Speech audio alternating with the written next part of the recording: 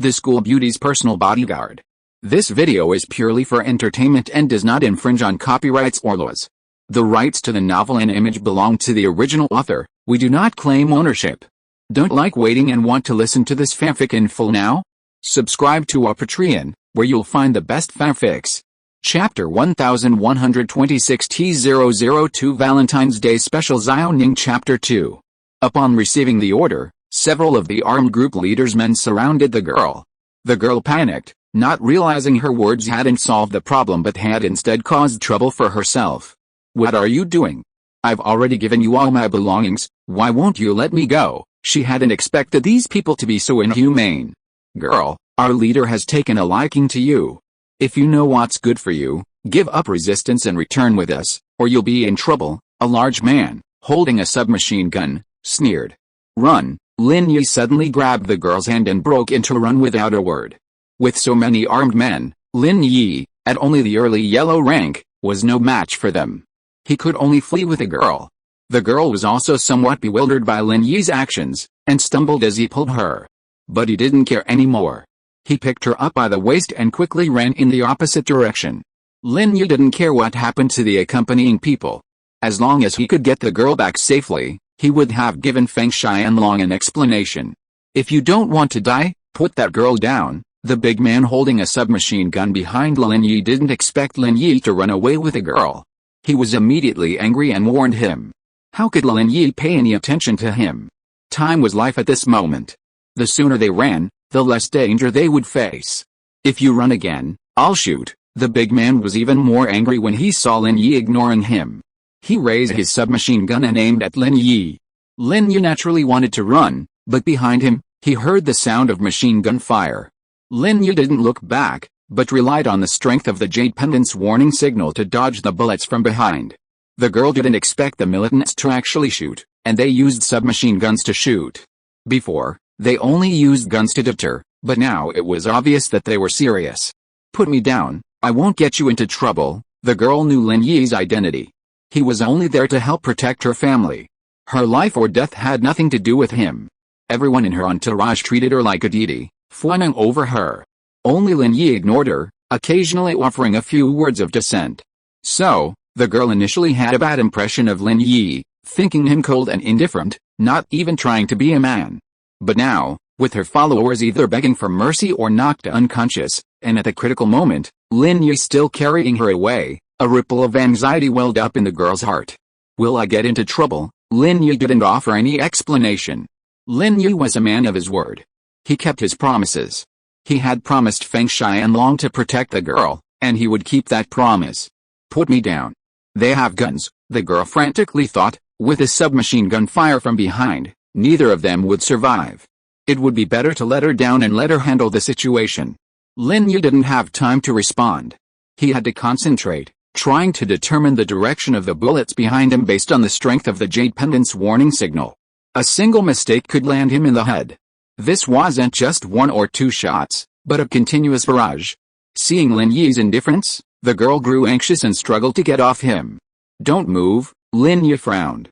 The girl's soft body in his arms, emitting a faint fragrance, had already shaken Lin Yi's composure. After all, he was still full of vigor. And the girl's movement made him breathless and restless.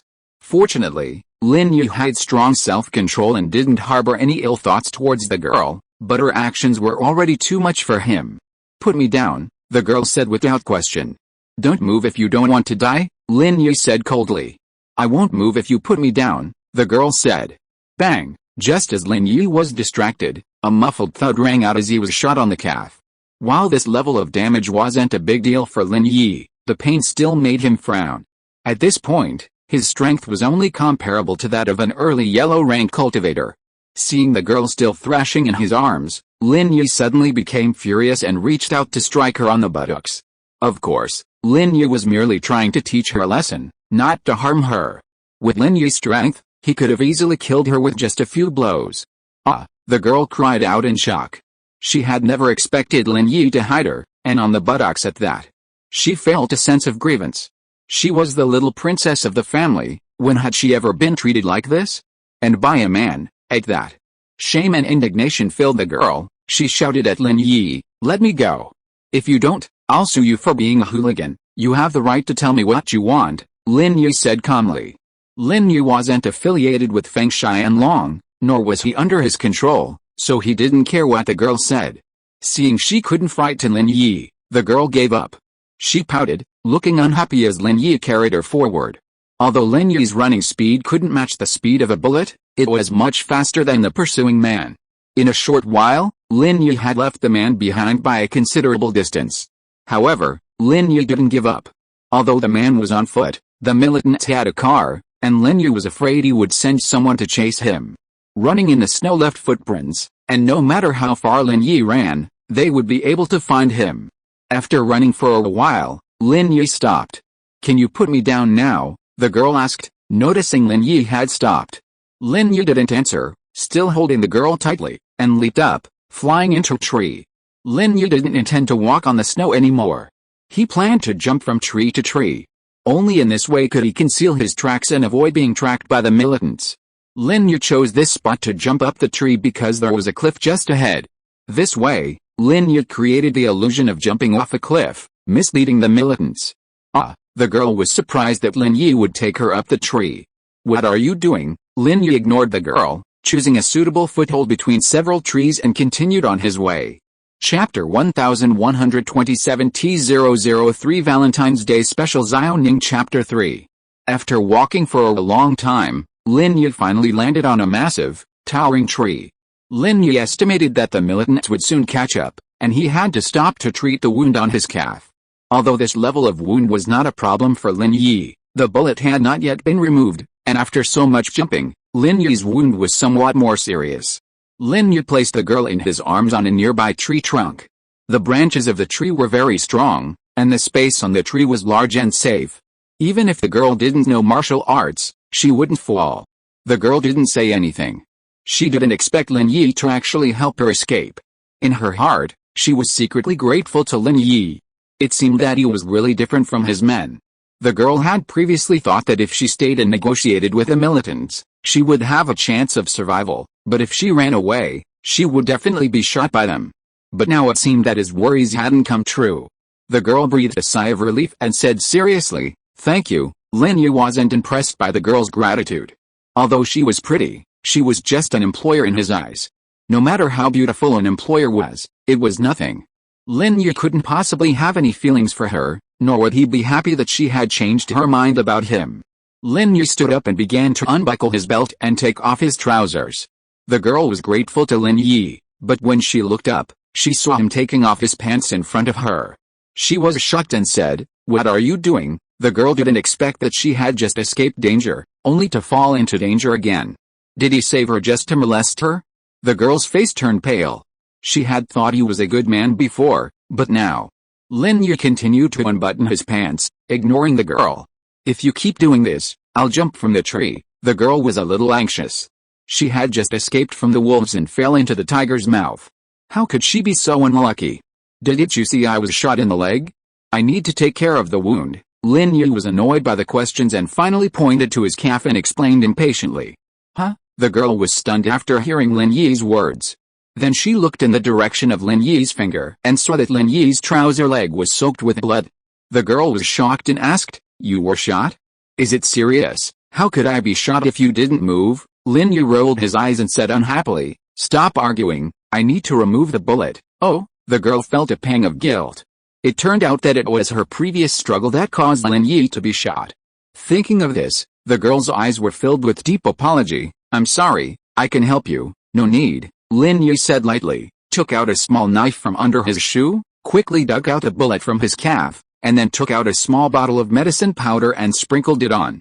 The girl was immediately frightened and was about to say something when the sound of a car was heard not far away. "Hush," Lin Yi waved his hand and said, "They're chasing us." The girl nodded hurriedly, subconsciously holding her breath. Luckily, the car only circled nearby and drove away. They didn't notice anything amiss, not even approaching the tree. "They're gone," the girl said cautiously, looking at Lin Yi. "Yet," Lin Yi replied, putting on his pants. "So, should we go back?" the girl asked. "Where? Your people have probably been captured. If nothing goes wrong, They'll use them as hostages to negotiate with the local authorities for ransom. Lin Yi said calmly, "You'll be captured too if we go back, so, should we just stay in the tree?" The girl's expression was a little strange. "We can't come down yet." Lin Yi shook his head. "Not yet? Did they leave?" the girl asked, somewhat puzzled. "We'll come back," Lin Yi said. The girl was slightly stunned by Lin Yi's words, feeling a little unbelievable, but she nodded without arguing. In her opinion, Lin Yi wouldn't harm her. Sure enough, about 10 minutes later, the jeep that had left earlier drove back again, circling the area for a long time before stopping under a nearby tree. The girl's eyes widened. Lin Yi was right. These people had actually come back to attack again. If it were her, she would have thought the danger was over and would have gotten down from the tree.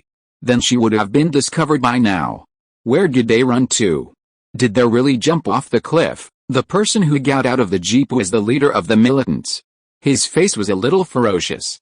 He glanced around angrily and said, "Search, keep searching. I haven't seen such a beautiful girl in a long time, Chief. I suspect they have jumped off the cliff. There are no footprints around here," the big man who had been holding the submachine gun said carefully. "Search just because I told you to," the militant leader said, somewhat unwillingly. "I want to see her alive or dead. Bring that girl back to me. I'm done. I'll give you my fun." "Yes," the big man perked up at the leader's promise and said, "I'll go around to the bottom of the cliff and take a look." The girl's face was pale, filled with shame and anger. She hadn't expected these people to be so shameless. Fortunately, Lin Yi was by her side, otherwise her innocence might have been ruined here. Lin Yi was right. It was impossible to reason with these militants. In their eyes, reason was simply impossible. The girl sighed softly. Fortunately, she had Lin Yi by her side. Otherwise, those people in her group, who seemed loyal, were actually just flatterers and would fail at the critical moment. "We can go now," Lin Yi breathed a sigh of relief as he saw the jeep driving away. The jade pendant's warning signal had disappeared, indicating that these people would not be returning anytime soon. "Oh," the girl said, having learned her lesson this time, and nodded obediently. Lin Yi still didn't choose to get down from the tree this time.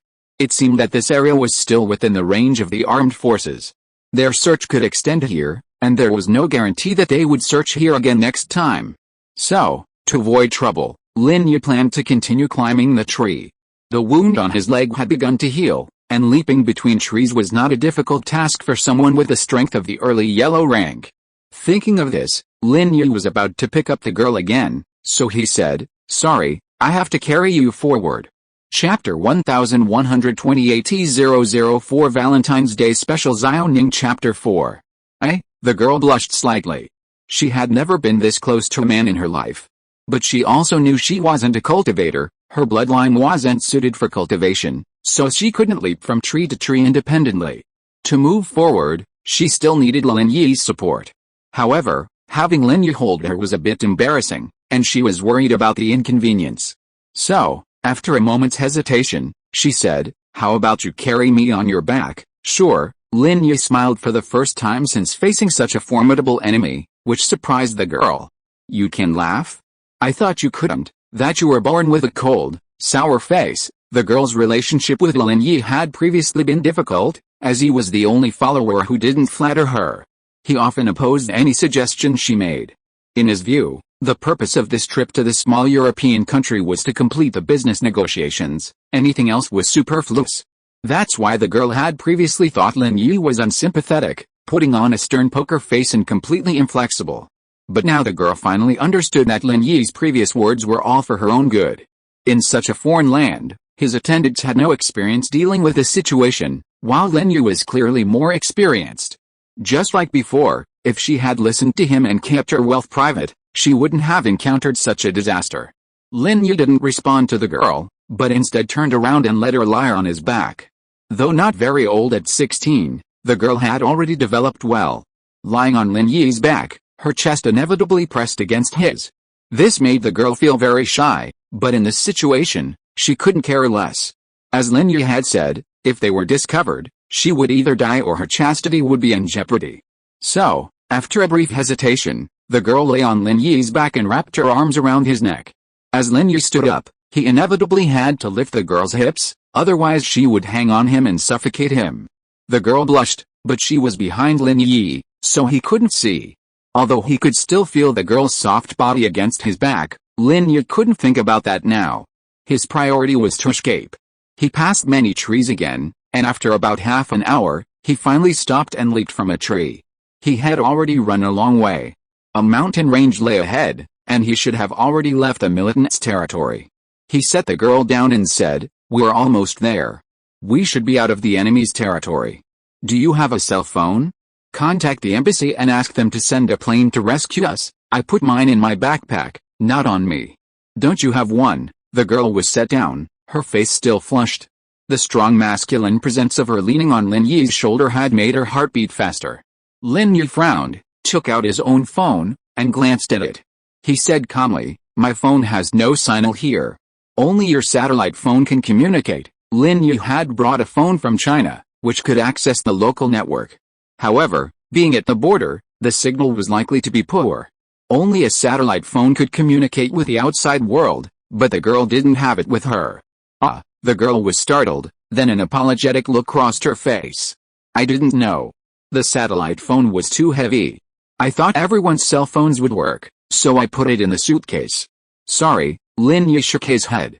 He guessed it was the girl's first time out and she was inexperienced, so he didn't say anything more. After all, everyone else's cell phones had signal, so the girl hadn't considered the satellite phone's use. Satellite phones are larger and heavier than regular phones, making them inconvenient for a girl to carry around. "My phone has a tracking function. We can only wait for our friends back home to locate us, notice something's wrong, and come rescue us." Lin Yi wasn't worried and turned on the tracking function on his phone. This was essentially passive tracking, meaning Lin Yi couldn't actively send back the current information. "Thank you," the girl said, her heartfelt gratitude. "No need," Lin Yi said calmly. "There's a cave up ahead. Let's go rest for a while. I'll go find something to eat." "Wait, what's your name?" the girl suddenly asked, mustering the courage. "Eagle, don't you know?" Lin Yi said calmly. "I mean, the real name," the girl explained. 01, Lin Yi said. 01? What's that? The girl was stunned. "Codename," Lin Yi said. "If you don't want to tell me, then don't tell me," the girl pouted, a little unhappy. "My name is Yuning." "Oh," Lin Yi replied, turning around to find food. "We must prepare as soon as possible. There's no telling when rescuers will arrive. If we're not prepared, we could die here." The cave was shallow, and we could see the outside from inside. The girl curled up inside, hugging her legs, quietly watching Lin Yi's figure walk away. As he disappeared from her sight, the girl suddenly felt lonely and lost. This was the first time she had been so intimate and private with a man, but he seemed so cold to her. Was he still holding a grudge? This was the whole story. Yuning followed Lin Yi, wanting to help, but Lin Yi was quick and had already returned to the cave, holding the branch. The girl could only follow behind Lin Yi, feeling a little overwhelmed. The two returned to the cave and sat in front of the fire. Lin Yi closed his eyes and practiced the Xuanyuan Yulong Jue. This place was sparsely populated, and the spiritual energy in the air was far superior to other places. Lin Yi didn't want to waste this good opportunity to practice. Since he could end up here, it was a blessing and a curse. Yuning looked at Lin Yi, who was resting with his eyes closed, feeling a little bored and curious. Although Yuning didn't come into contact with many people, she had also come into contact with some children from aristocratic families. Those men were either very attentive to her or tried to please her in every possible way, but none of them ignored her like Lin Yi. Of course, Yuning didn't think that Lin Yi was deliberately doing this to attract her attention. If Lin Yi did this on purpose before, then now that the two of them were alone together, and she had shown enough kindness to him, why was Lin Yi still like this? Chapter 1129 T005 Valentine's Day Special Xiaoning Chapter 5. "Let's talk." Yuning hesitated for a moment, then finally asked. "What?" Lin Yi opened his eyes. To be honest, Yuning was indeed a charming girl, especially since, besides Xiaoqi, she was the first woman Lin Yi had spent time with alone in all these years. However, he was so young when he was with Xiaoqi that Lin Yi had a vague and forgotten memory of that time. However, Lin Yi was a very principled person. Yuning was his employer, and Lin Yi would not take their relationship beyond that point. That was not in line with Lin Yi's usual style. "You must have experienced a lot of interesting things. Can you tell me about them?" Lin Yi's alertness and decisiveness made Yuning deeply curious. Yuning thought that he must be a man with a story. Although he looked about the same age as her, he must have had an extraordinary life. No, Lin Yi rejected Yuning's question calmly. Yuning was a little annoyed. How could this man be so unromantic? Seeing Lin Yi close his eyes again, Yuning stood up angrily. She decided to go out for a walk. Seeing Lin Yi's poker face was too boring. Don't go too far. Lin Yi didn't open his eyes, but said to Yuning. HMPH, Yuning snorted in response to Lin Yi's words and ran out of the cave. Lin Yi didn't try to stop her.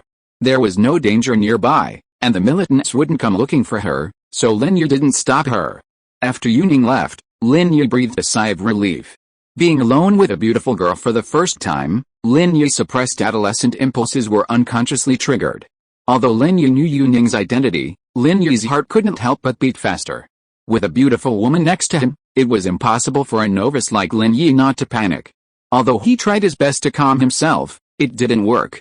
A gentleman loves a beautiful lady. At this moment, Lin Yi's mood was not as calm as it would be 2 years later. After all, he was still a normal man. Lin Yi closed his eyes to cultivate, also wanting to avoid too much contact with Yuning. Being alone in the wilderness, a man and a woman, was the perfect situation for sparks to fly.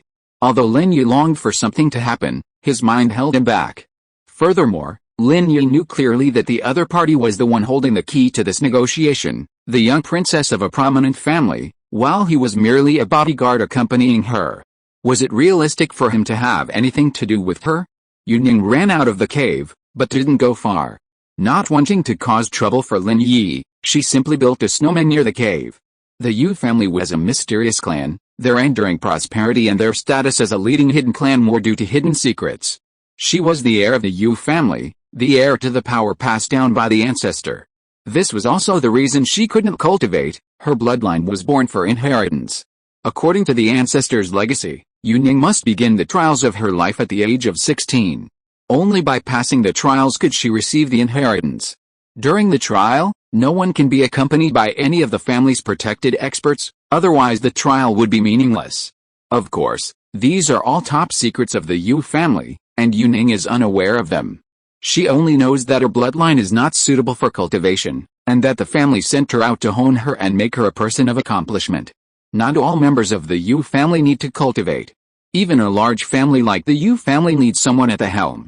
Yuning's grandfather has repeatedly expressed his intention to let Yuning manage the family business in the future, so Yuning believes that her current training is just a preparation for better managing the Yu family in the future. Of course, if you are not a cultivator, you cannot become the head of the Yu family.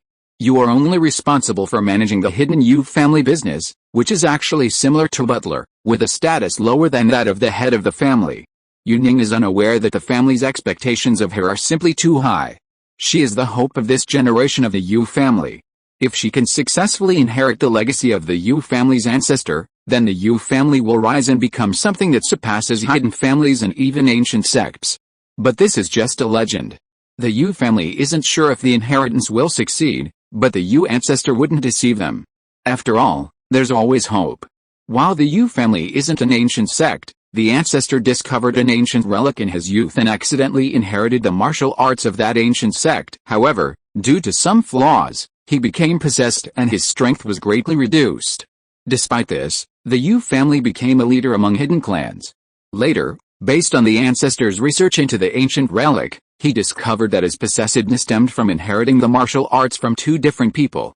These two individuals, guardians of this ancient sect, possessed complementary skills, one water and one fire. These skills couldn't be passed down from the same person, or else they would lead to possessiveness. Crucially, both guardians were female, while the ancestor was male. But by the time the Yu family's patriarch discovered this, it was too late. He had hoped that after his death, he would pass on this skill to his unborn great-granddaughter, according to the secret method mentioned in ancient ruins. Yuning was having a blast playing in the snow. After building a snowman, she wrote the two large characters 01 inches on it, and then painted its face like a playing card. After all this, Yuning finally burst into laughter.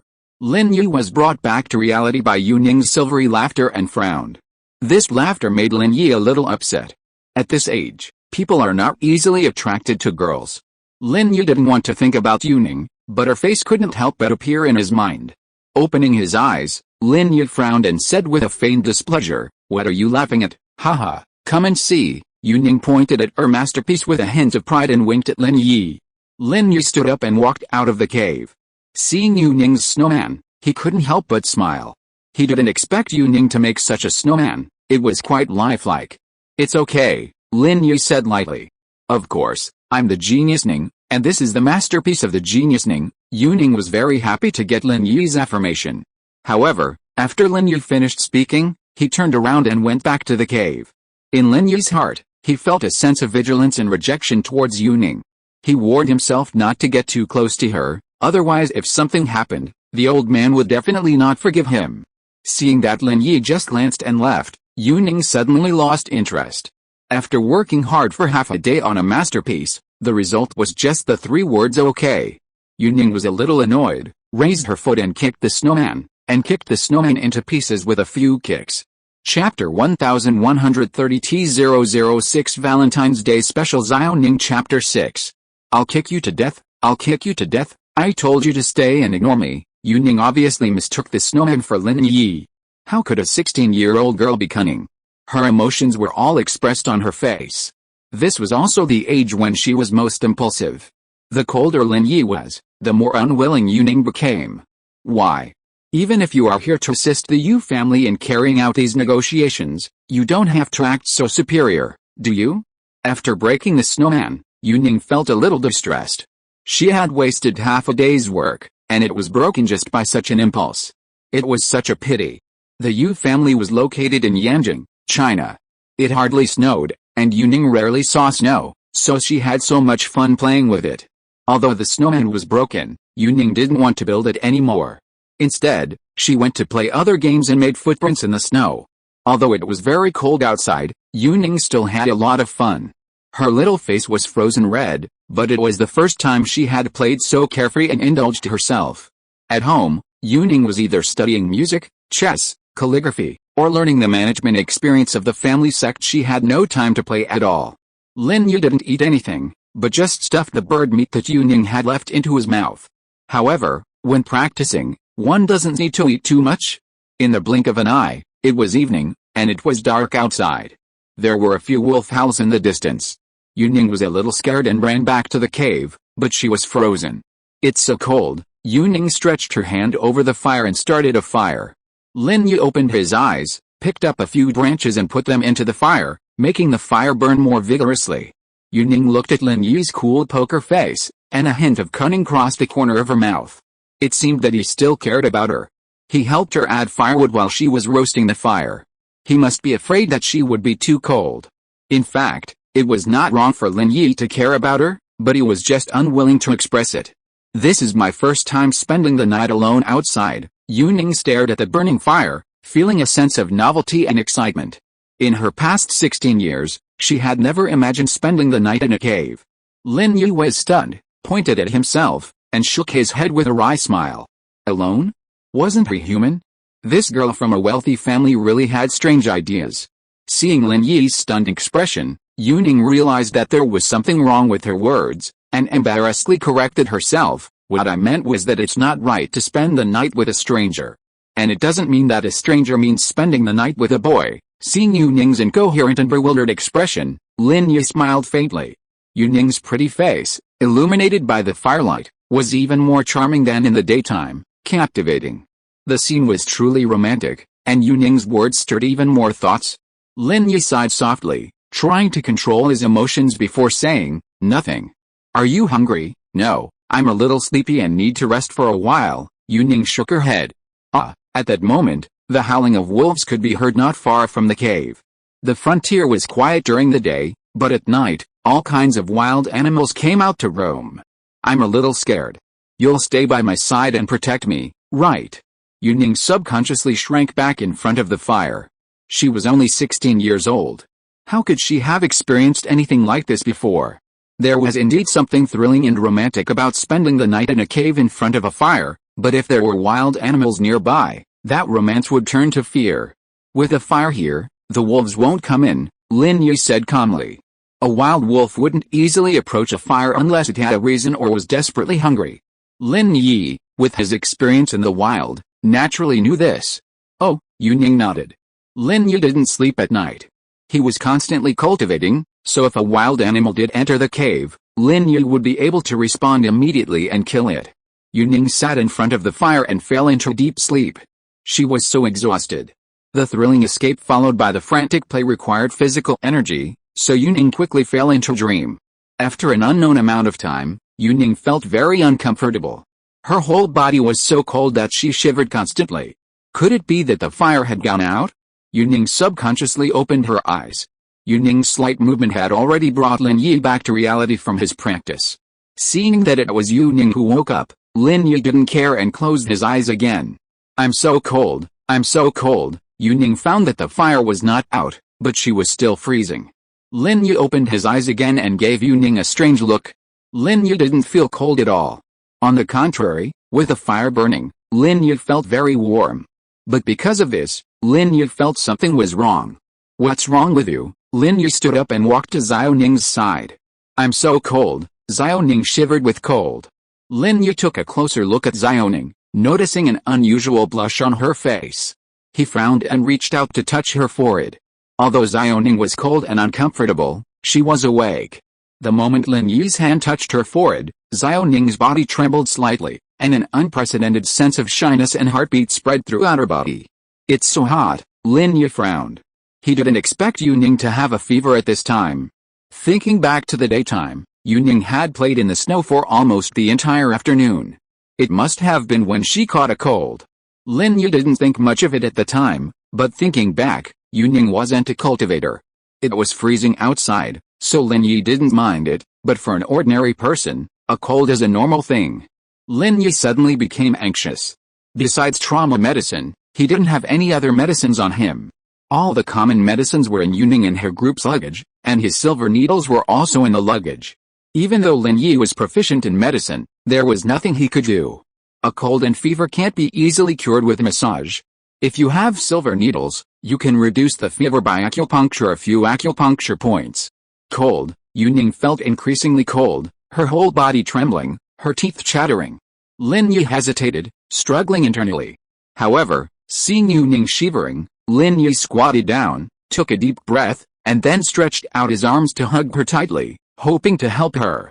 Chapter 1131 T007 Valentine's Day Special Xiaoning Chapter 7. Period. If you're listening to this novel on a channel other than Fanfic World, it means they downloaded and uploaded it without effort. We cordially invite you to visit our channel, Mundo Fanfic Novelis. There you'll find the original version of this story and you can explore many other novels of various genres. We're waiting for you to immerse yourself in a world of incredible novels. Chapter 1132 T008 Valentine's Day Special Xiaoning Chapter 8. Lin Yi was secretly amused. Although Yuning's mumbling was quiet, it hadn't escaped his ears. However, he didn't say anything. The situation before was indeed rather ambiguous, giving him a headache. He had almost lost control. Although he had pulled back at the brink, could he really pretend nothing had happened? Undoubtedly, the relationship between the two was now much more ambiguous than before. Let's wait and see. They probably won't come into the cave, Lin Yi said calmly. However, this was only a consolation for Yuning. The situation outside had made Lin Yi lose his confidence. These wolves were probably starving. Finding food in the snowy wasteland was quite difficult for them. Now that they had found their target, they probably wouldn't give up so easily. If it were just one or two wolves, they would have retreated, but the situation now was not so easy. Oh, Yuning was still a little scared. She snuggled into Lin Yi's arms and mustered up the courage to say, "Can you hold me?" Lin Yi did not respond. He had made a mistake before and could not make the same mistake again. Lin Yi did not reach out to hold Yuning, nor did he push her away from his arms. At this moment, Lin Yi's heart was very conflicted. Seeing Lin Yi's indifference, Yuning felt a little resentful, but it also aroused her competitive spirit. She came to her senses and took the initiative to hug Lin Yi. She rested her head on Lin Yi's chest and listened quietly to Lin Yi's heartbeat. At this moment, Yuning forgot the horror of the hungry wolves. She felt so safe in Lin Yi's arms. The wolves surrounded the cave entrance. At this time, it was a test of patience.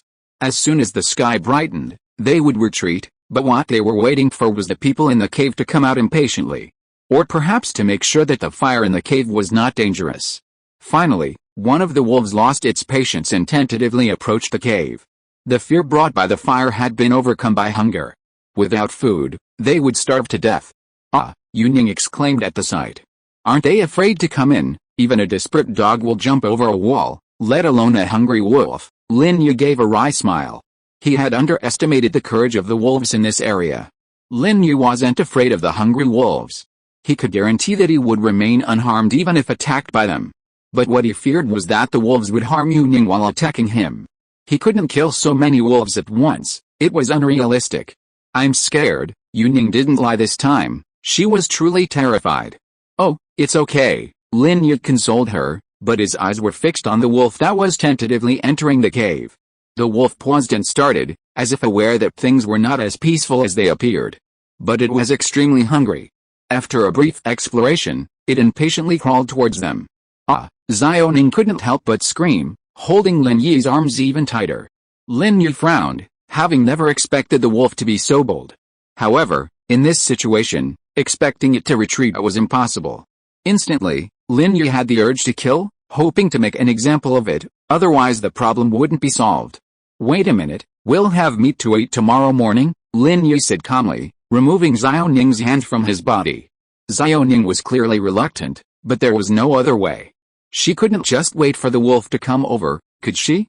So Xiaoning obediently let go of Lin Yi, but said to him, be careful. Lin Yi said nothing, but suddenly ran towards the wolf and kicked it in the head. Before the bold wolf could even grunt, Lin Yi kicked it away and it fell heavily against the stone wall of the cave, dead.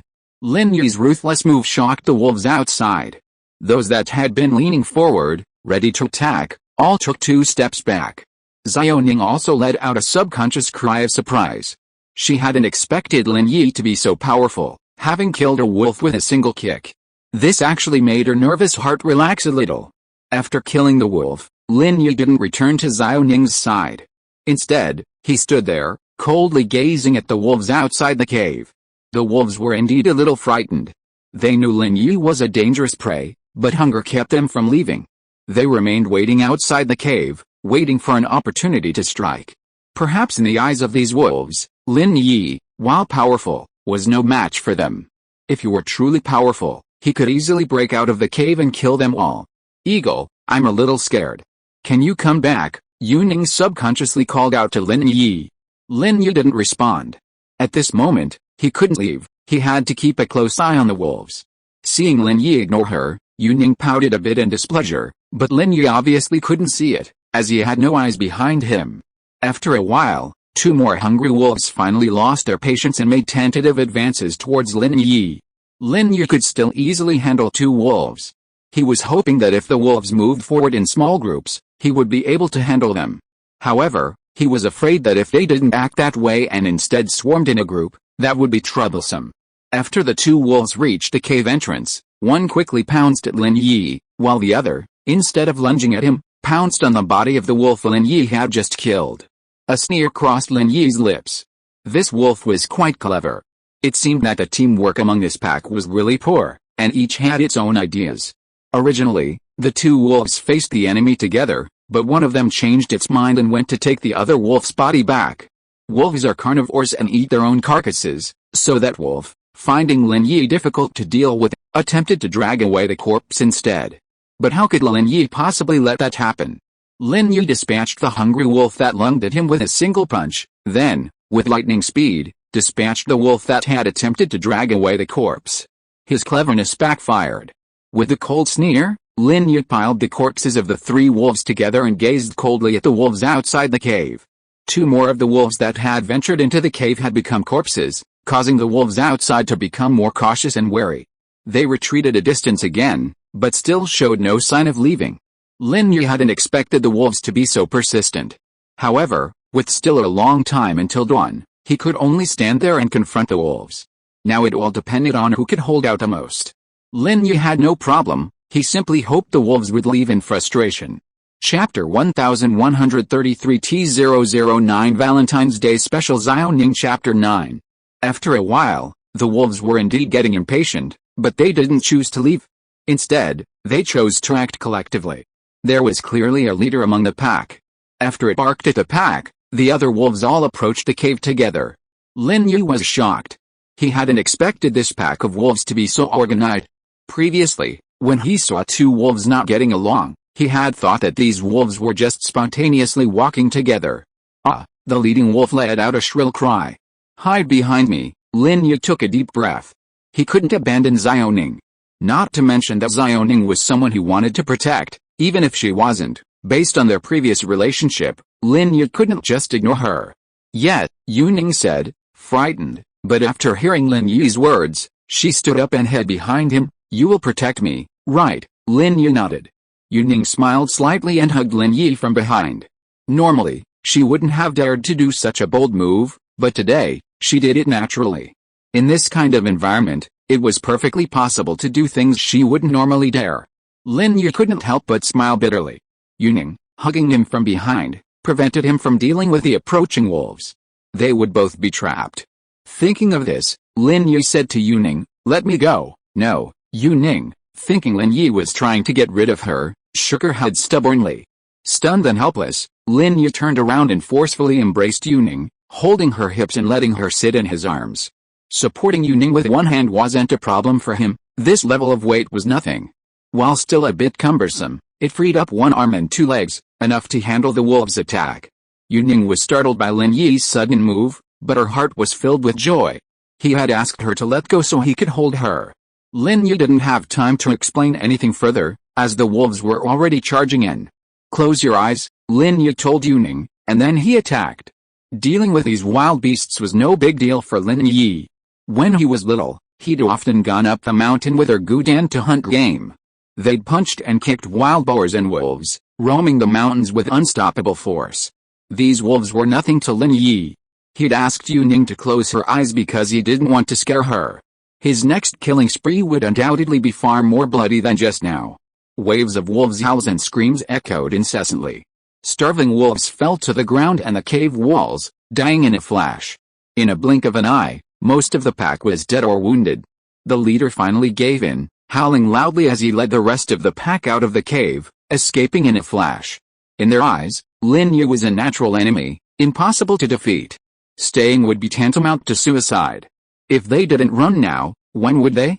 Okay, you can open your eyes now, Lin Yi said.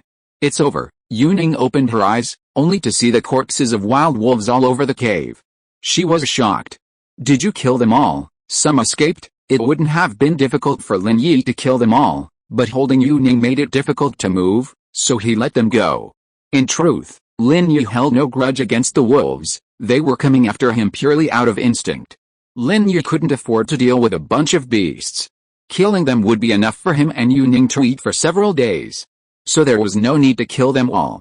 I knew you would protect me at all costs, Yuning said happily with a sweet smile. I wouldn't be able to explain myself if you died. Lin Yi understood Yuning's intention, but he couldn't let the situation escalate. He could only say so. Yuning's expression darkened, and she pursed her lips, ultimately remaining silent. Lin Yi placed Yuning on the ground. Although Yuning clung to Lin Yi's neck, unwilling to let go, Lin Yi remained half-crouched, showing no sign of holding her any longer. Not to be outdone, Yuning remained frozen on Lin Yi's body, refusing to budge. Lin Yi's half-crouching position wouldn't be easy for an average person to maintain. His legs would ache after just a short while. But for Lin Yi, it wasn't a big deal. It was much easier than the horse stance he'd used to do as a child. Finally, Yuning couldn't hold on any longer and gave in, disembarking from Lin Yi. She grumbled, "You're so cruel." Lin Yi said nothing, turning to deal with the carcasses of the hungry wolves in the cave, piling them together. "I need to go to the bathroom," Yuning suddenly said. "Oh, then I'll go out." Lin Yi turned and headed out of the cave. "No, I need to go outside. This is where we live," Yuning said. "Oh, then you go out." "I'm in the cave and won't go out." Lin Yi turned around and walked back into the cave. "But I'm scared." "You stay with me." Yuning's current mentality was similar to that of other rebellious girls. The more Lin Yi avoided her, the more unwilling she became. She didn't care about anything else and became even bolder. "It's okay. You can just dig out their eyeballs and use them as soaking water," Lin Yi couldn't help but tease. "Huh?" Yuning was stunned for a moment, then thought of her own bold words. She didn't expect that Lin Yi had heard what she had said so quietly before. Yuning was a little embarrassed, but then she thought, what if he heard it? Anyway, she had been proactive and bold enough, and was not afraid that Lin Yi would think too much, so she said, I mean, you kill them and then I'll step on the bubbles. Lin Yi was speechless for a while. Sometimes there was no point in talking to girls. Then let's go, I won't look at you. Yuning frowned and said nothing. She actually hoped that Lin Yi would peek at her. Although it would be a bit shy, it at least proved that Lin Yi was interested in her. After leaving the cave, Yuning found a place under the roots of a tree, unzipped her pants, and started to wet herself. The rustling sound made her blush. She glanced at Lin Yi not far away, but found that he was looking straight in the opposite direction of her. This made Yuning feel a little disappointed. Did he really have no feelings for her? In fact, it was not that Lin Yi had no feelings, but he did have a lot. Especially the sound made by Yuning made Lin Yi's heart beat faster. He wanted to turn around to look, but he couldn't. Chapter 1134 T010 Valentine's Day Special Xiaoning Chapter 10. Lin Yi's heart was torn. Although he had carried out many missions, he was still, after all, a 16-year-old boy, just beginning to fall in love. To say he had no feelings for Yuning would be self-deception. But having feelings didn't mean he could act on his own will. Lin Yi took a deep breath, resisting the urge to look back. He gazed into the distance, quietly sensing the movements nearby. The wolves had clearly moved on. They didn't have the courage to stay. Yuning shyly pulled up her pants and washed her hands with the snow. Then she stood up and walked over to Lin Yi. Are you done? Let's go back, Lin Yi asked, sensing Yuning approaching. Yes, but I don't want to go back. Can you accompany me to the cave entrance to look at the stars? Yuning said. The sky here is clearer and cleaner than in the city, so you can see more stars. Okay, Lin Yi didn't refuse. He felt he had to have a frank discussion with Yuning about something. Their relationship needed to be clarified. Yuning and Lin Yi sat at the cave entrance, with a fire burning behind them, so they didn't feel the cold at all. Today is Valentine's Day, Yuning said. She was a little annoyed by Lin Yi's dullness. If you don't speak to him, he will be like a wooden man, not saying a word. Is it? It seems to have passed, Lin Yi asked back. This is the most fulfilling and happiest Valentine's Day I have ever had. Yuning ignored Lin Yi's words that spoiled the mood, and continued, on my 16th Valentine's Day, I think I found someone I like. Lin Yi was suddenly shocked. He knew exactly what Yuning meant. Yuning actually confessed to him in such an environment. Although this seemed to be a good thing, Lin Yi didn't think so. He had to stop at nothing and kill this relationship that hadn't even started in the cradle. You're only 16, too young to understand what love is. We've been through so much together in this environment, and perhaps you mistakenly thought it was love, but it's not. Lin Yi interrupted Yuning, saying, when you return to China, you'll find everything ridiculous. No, I know what I'm thinking. What's so young about 16? In ancient times, people gave birth to children. Besides, you're only 16. Right? What right do you have to lecture me? Yuning asked back agitatedly, somewhat dissatisfied with Lin Yi's interruption of her confession. Really? Then continue. Lin Yi felt helpless at Yuning's stubbornness, mentally calculating how to convince her. Ying, I like you. Yuning finally uttered the words she had been suppressing for so long. After she finished, she let out a long sigh, as if she had accomplished something significant. What do you like about me? The reason Lin Yi let Yuning continue is actually to resolve the issue at its root. You give me a sense of security. Before, when I got into trouble, you could have escaped alone in such a dangerous situation, but you risked your life to protect me, and you were injured because of my willfulness, but you didn't complain at all. Yuning said, at that moment, I fell in love with you, Ms. You, don't you think your idea is ridiculous? I am a bodyguard, responsible for protecting your safety. If it were someone else, they would do the same. My duty is to be responsible to my superiors. What does it have to do with me risking my life to save you? Lin Yi said coldly. In other words, if the person I am protecting is not you, I will also risk my life. Then I don't care.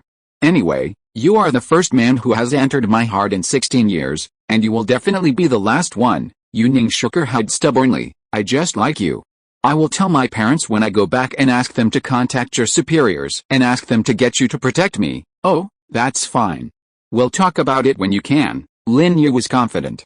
If you were Feng Xianlong's subordinate, he might have some concerns, but he and Feng Xianlong were actually equals. Lin Yi was merely assisting Feng Xianlong's department with certain tasks, but commanding him was out of the question. Yuning sensed something was going on, but she didn't give up. If that doesn't work out, I'll make you accompany me on every mission from now on. Okay, whatever you want, Lin Yi explained with some resignation. But I have to tell you, people like us can't have love. I could die at any moment, and I can't give you what you want. If you're wise, you'd better give up quickly. It's better for both of us. No. I won't allow you to do such dangerous work anymore. How about you resign and stay with me? Yuning said domineeringly. Oh, okay, I don't like you. I have a girlfriend. Lin Yi had no other choice but to say so. Yuning was silent. Lin Yi's explanation made her a little overwhelmed. If Lin Yi simply rejected her love, then Yuning would not care about it, but Lin Yi said that he already had a girlfriend, so what hope was there for her? Okay, that's all I have to say. Let's not talk about this topic again. Lin Yi was relieved when he saw Yuning was silent. It seemed that his words had some effect. No, Yuning suddenly screamed, you are lying. Didn't you say before that people like you can't have love? Then where did you get a girlfriend? Lin Yi didn't expect that his reasons were inconsistent, and he was suddenly embarrassed. However, under such circumstances, the more he explained, the worse it would be. Lin Yi turned his head away helplessly and ignored Yuning. After a while, Yuning saw that Lin Yi still turned his head and ignored her, so Yuning compromised first. Okay, let's not talk about these things for now, let's talk about something else. Okay, what to say? Lin Yi asked. Tell me how you spent your Valentine's Day in the past, Yuning asked. If I hadn't noticed, I wouldn't have even known that yesterday was Valentine's Day. It's been the same in the past. I was either on a mission or staying at home, Lin Yi said calmly. Isn't it boring? I'm actually quite boring, is that so? Then do you find this Valentine's Day special? Yuning asked. Didn't you say we shouldn't talk about this? Lin Yi didn't fall for it. Oh, then how about I tell you about my past? Yuning felt that she should let Lin Yi know about her past.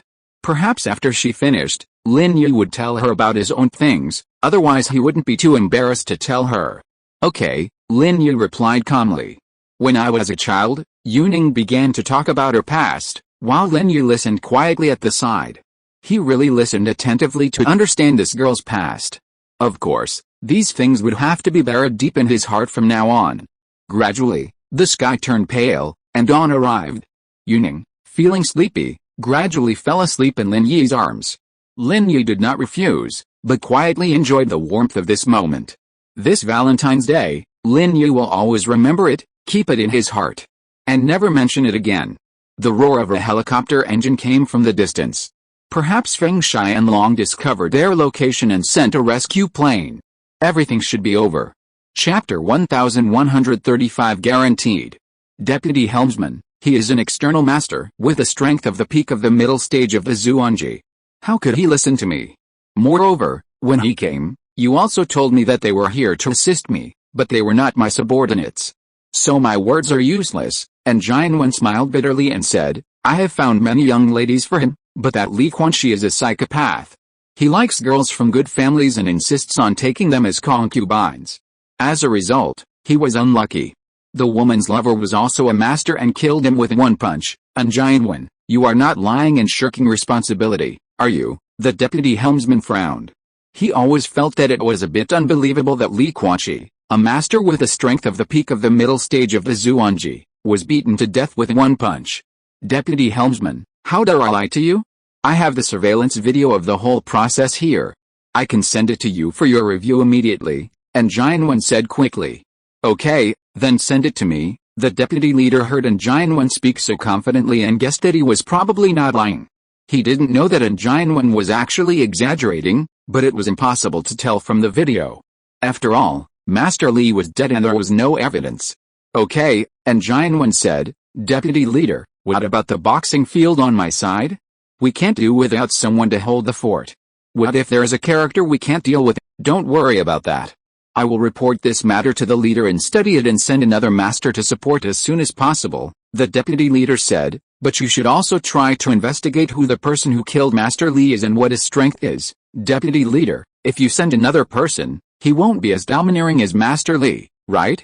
If he causes trouble again, I can't do anything about it. A faint smile crossed the corner of Xuanyuan's mouth. You don't know, Songshan City is a place with hidden dragons and crouching tigers.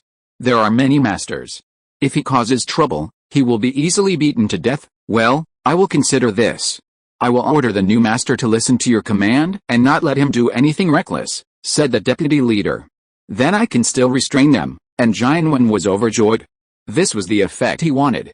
It would be very unpleasant if he couldn't command the masters around him. Now, with the death of Master Li, and Xuanyuan has taken control of the initiative again. So he continued, Deputy Captain, as for the person who killed Master Li, I suggest that you don't investigate. This kind of person can kill a master like Master Li, who is at the peak of the middle stage of the profound realm, with one punch. You can imagine how powerful he is. It's better not to make enemies with such a person. Since he just came to seek revenge on Master Li, he shouldn't cause trouble for the boxing arena again after Master Li is dead. Why bother to provoke him again? You are right. If he really killed Master Li with one punch, then he would at least be at the late stage of the profound realm, or even at the peak of the late stage of the profound realm or the earth realm. Without deep hatred, it is better not to be enemies. Otherwise, Master Li died in vain. The deputy captain thought that what Xuanyuan said made sense. He deserved his death. There's no need for us to avenge him. My main goal is to make money. If I get into such trouble, how can I open this boxing ring? And Xuanyuan didn't care about Master Li's death at all, and he never thought about avenging him. Instead, Xuanyuan thought it would be better not to involve the boxing ring. Let me discuss this with the captain. After all, he is a member of our Fire Wolf gang. If he died in vain, wouldn't it seem that our Fire Wolf gang is afraid of him? If it gets out, it will have a big impact on the reputation of our Fire Wolf gang. The deputy captain pondered for a moment and said, it will also chill the hearts of the brothers of the Fire Wolf gang who are fighting for their lives. Well, if you want to investigate, deputy captain, you'd better send a few more masters to investigate. But I dare not. You know, I'm just an ordinary person and can't participate in such a fight between masters, and Xuanyuan really didn't want to provoke any enemies because of Master Li. He is living a very carefree life now. He already has 2 kidneys and can be said to be a complete person. He is doing business that makes a lot of money every day. Except for not taking down Chu Mengyao, and Xuanyuan has nothing else to ask for now. So Xuanyuan doesn't want to go against those masters at all. Well, you should just concentrate on running the underground boxing ring. The captain and I will be responsible for tracking down these things, said the deputy captain. After hanging up the phone, Xuanyuan finally breathed a sigh of relief. It seems that he has successfully removed the responsibility. Anyway, there is no evidence, so he can put all the blame on Master Li. Although Xuanyuan did not object to Master Li's plan to get Yu Yuanitun as a concubine, who made Master Li not investigate Yu Yuanitun's social background before? Xuanyuan made a phone call and called the little mule in. Young Master Wen, are you looking for me? The little mule asked respectfully. Well, I'm telling you, I've already told the deputy leader about Master Li, and now I'm going to unify my story with you, Xuanyuan said, and repeated what he had said before to the little mule, and then asked, did you hear me? If the higher-ups investigate, just say this, don't worry, Master Wen, I've taken note of it. The little mule nodded, and then said admiringly, Master Wen, you are such a talent. In this way, the masters sent by the higher-ups will be under your control. That's right. How can you work in my place without being under my control? Xuanyuan also felt that he was very smart. Not only did the higher-ups not investigate the matter of Master Li, but the masters sent next time would be under his control. By the way, you'd better comfort Yu Yuanitun and tell her and that Gauden that the previous things were all done by Master Li alone, and it has nothing to do with our underground boxing ring. Master Li is dead. I hope she won't venture anger on our underground boxing ring. Do you understand what to do? I understand, Master Wen. If it doesn't work out, I'll just give her some money and I'll definitely get it done. The little mule knew what Xuanyuan was thinking. That Ergudan was too strong. He could kill Master Li with one punch. He couldn't afford to offend him. What if he got upset and came to the boxing ring to cause trouble? Would the underground boxing ring still be able to operate? Well, go ahead and do it, Xuanyuan waved his hand, signaling the little mule to leave. After settling all this, Xuanyuan left the underground boxing ring. He was going to visit Chu Pengzhan today. He hadn't formally visited Chu Pengzhan since the last incident.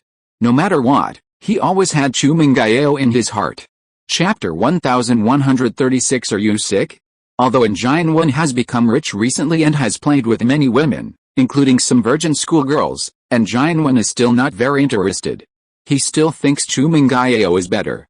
Childhood sweethearts are always unforgettable. And Xuanyuan found that he liked Chu Mengyao more and more.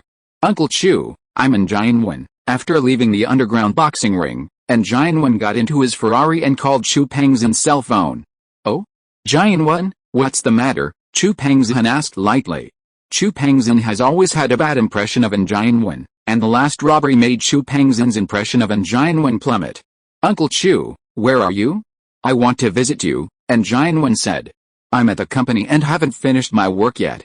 There's no need to visit you.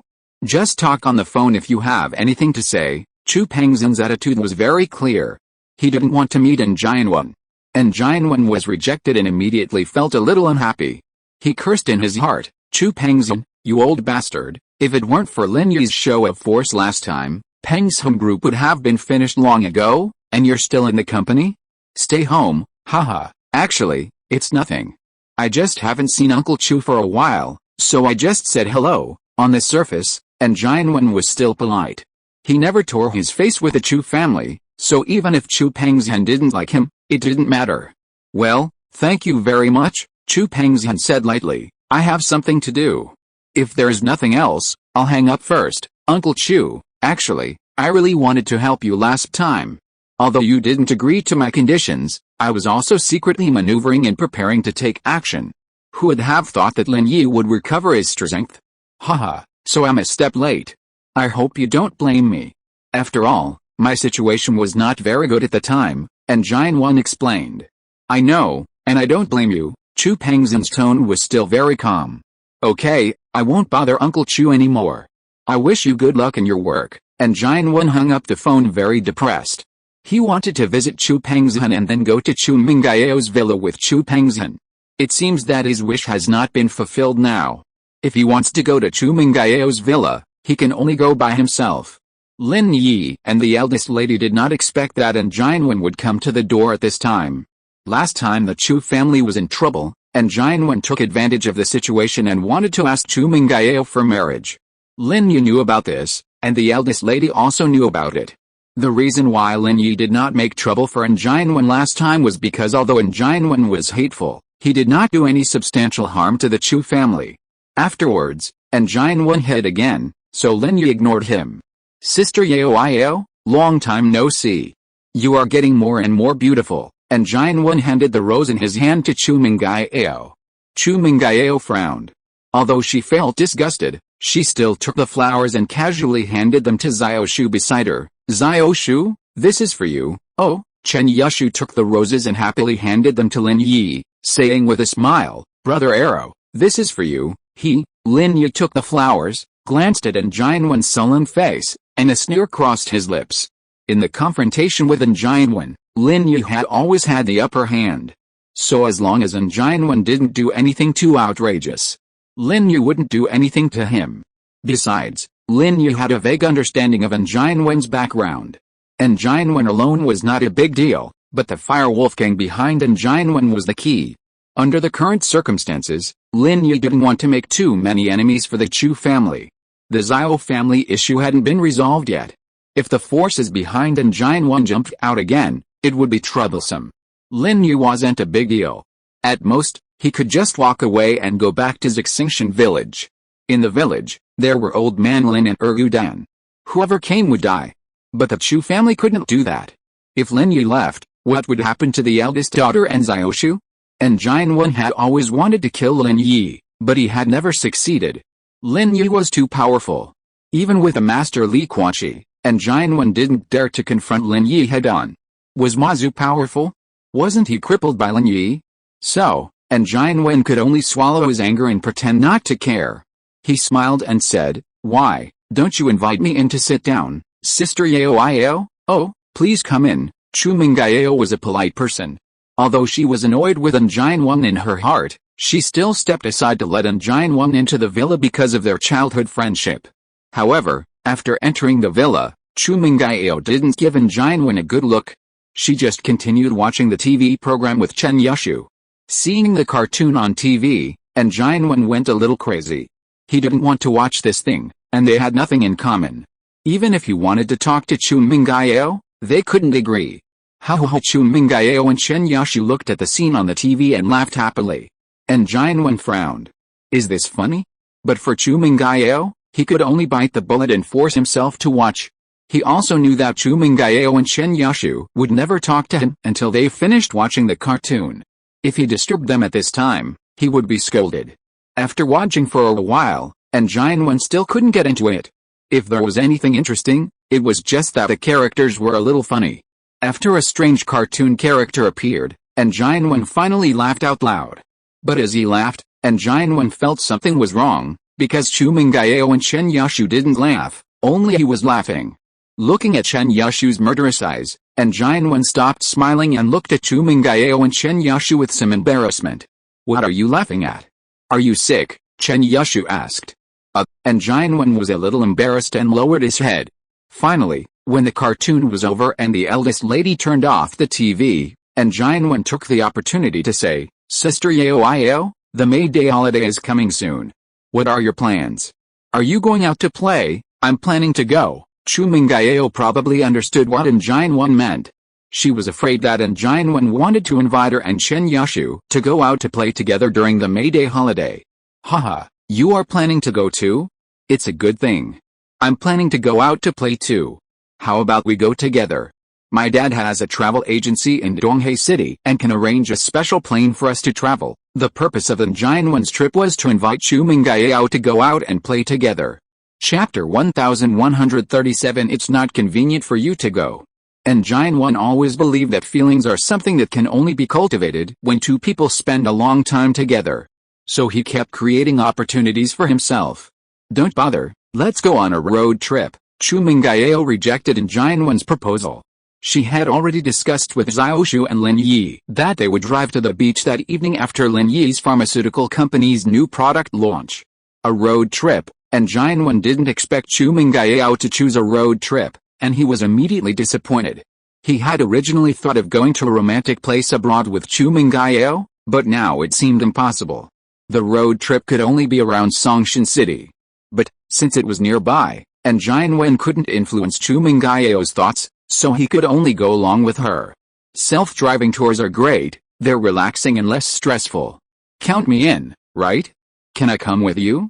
There are some things you girls can't do, so I can handle things like carrying bags. No need, we have Brother Arrow. You're too weak.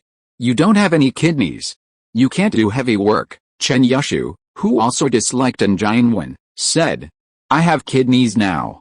I had another one installed, and I'm a normal person now, and Jianwen quickly defended himself, fearing Chu Mengyao would misunderstand his renal insufficiency and affect their sex life after marriage. I'm going out with my classmates. Besides Xiaoshu and me, there are others, so it's not convenient for you to come. Chu Mengyao flatly rejected Jianwen's proposal. That, and Jianwen frowned.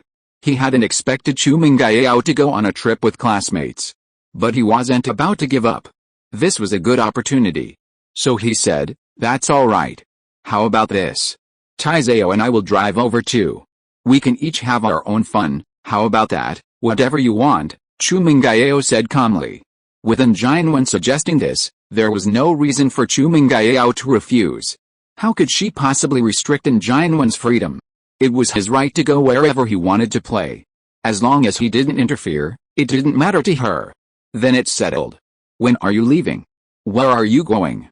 I'll make some preparations, Jianwen asked, beaming with joy upon seeing Chu Mengyao agree. We're going to the beach. On the evening of May Day, Chu Mengyao didn't hide it. It wasn't a secret.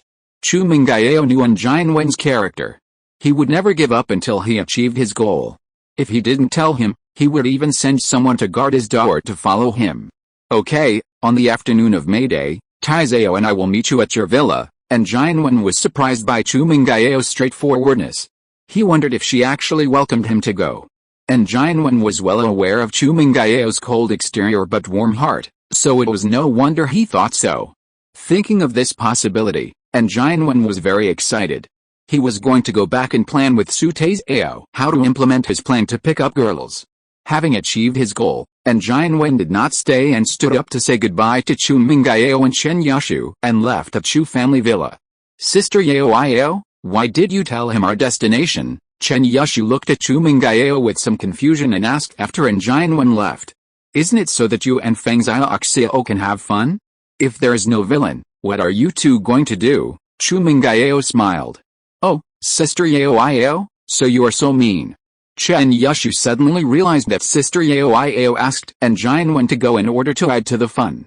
After hearing what Chu Mengyao said, Lin Yi couldn't help but smile. It turns out that the eldest lady also has times when she plays tricks on others.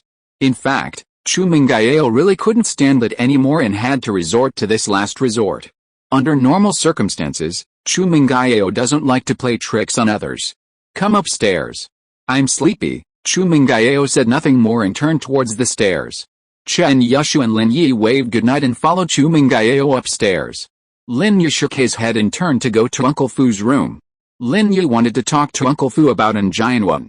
It would be fine if Jianwen behaved himself during this road trip, but if he tried to stir up trouble again, Lin Yi wouldn't let him off. However, he still needed to discuss the specifics with Uncle Fu. Uncle Fu was in the middle of training when Lin Yi pushed open his door. Seeing Lin Yi enter, Uncle Fu smiled and opened his eyes. Zio Yi, you're here, Uncle Fu, how are you? Have you improved? Lin Yi was asking about Uncle Fu's strength.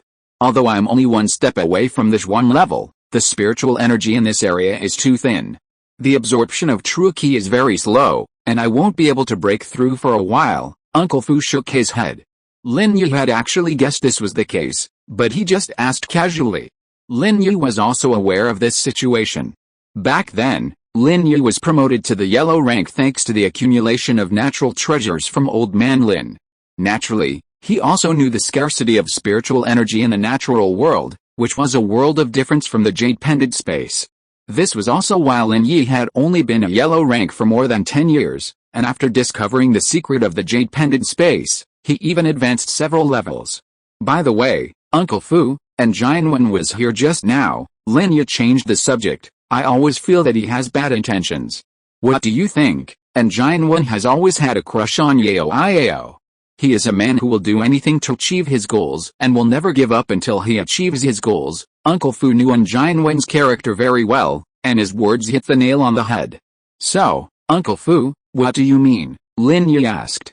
Zai, I wonder how much you know about the Fire Wolf Gang. Uncle Fu did not answer Lin Yi's question, but asked. I don't know much about the Fire Wolf Gang. Lin Yi shook his head. That's why I didn't act rashly against Jianwen. These are turbulent times, and I don't want to provoke any more enemies. That's right, Uncle Fu nodded and said, you're right.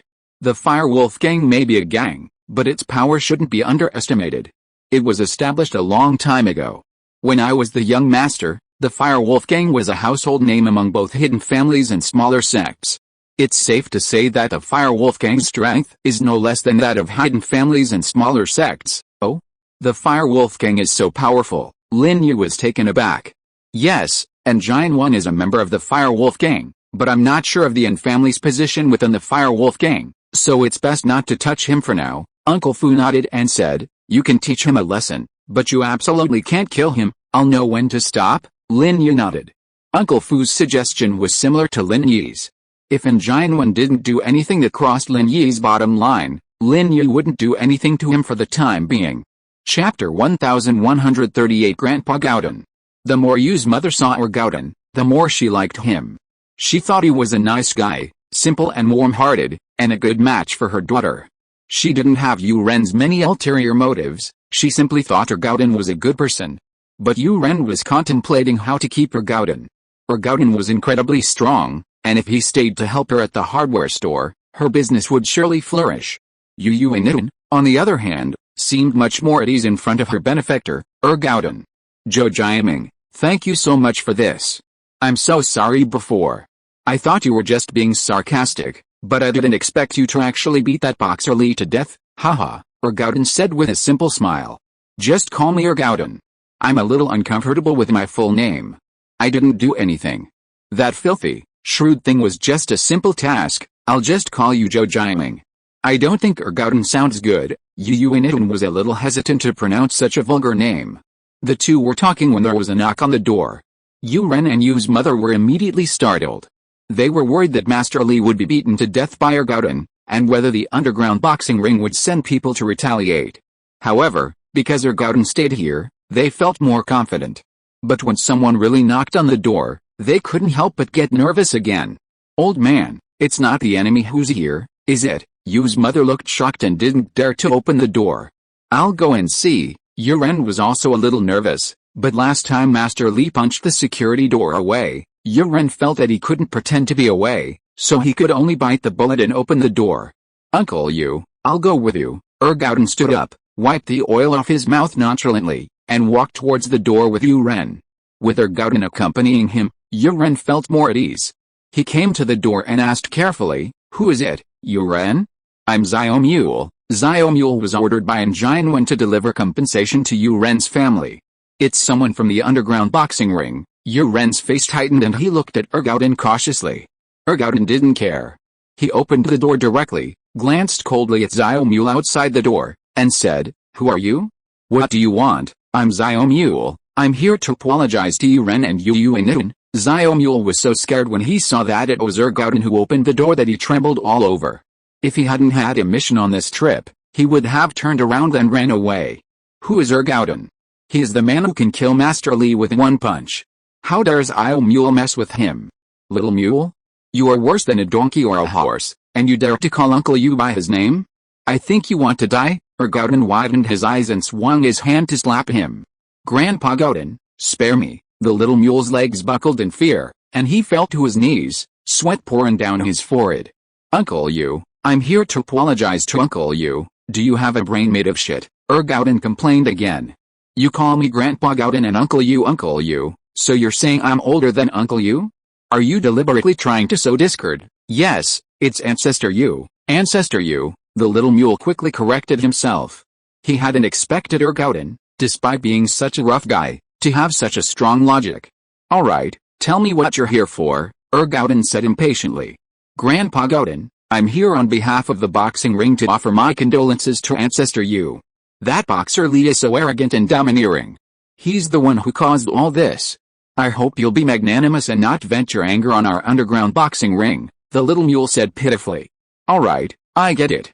What else do you want?" Ergauden asked impatiently. "This is a bank card with $1 million in it.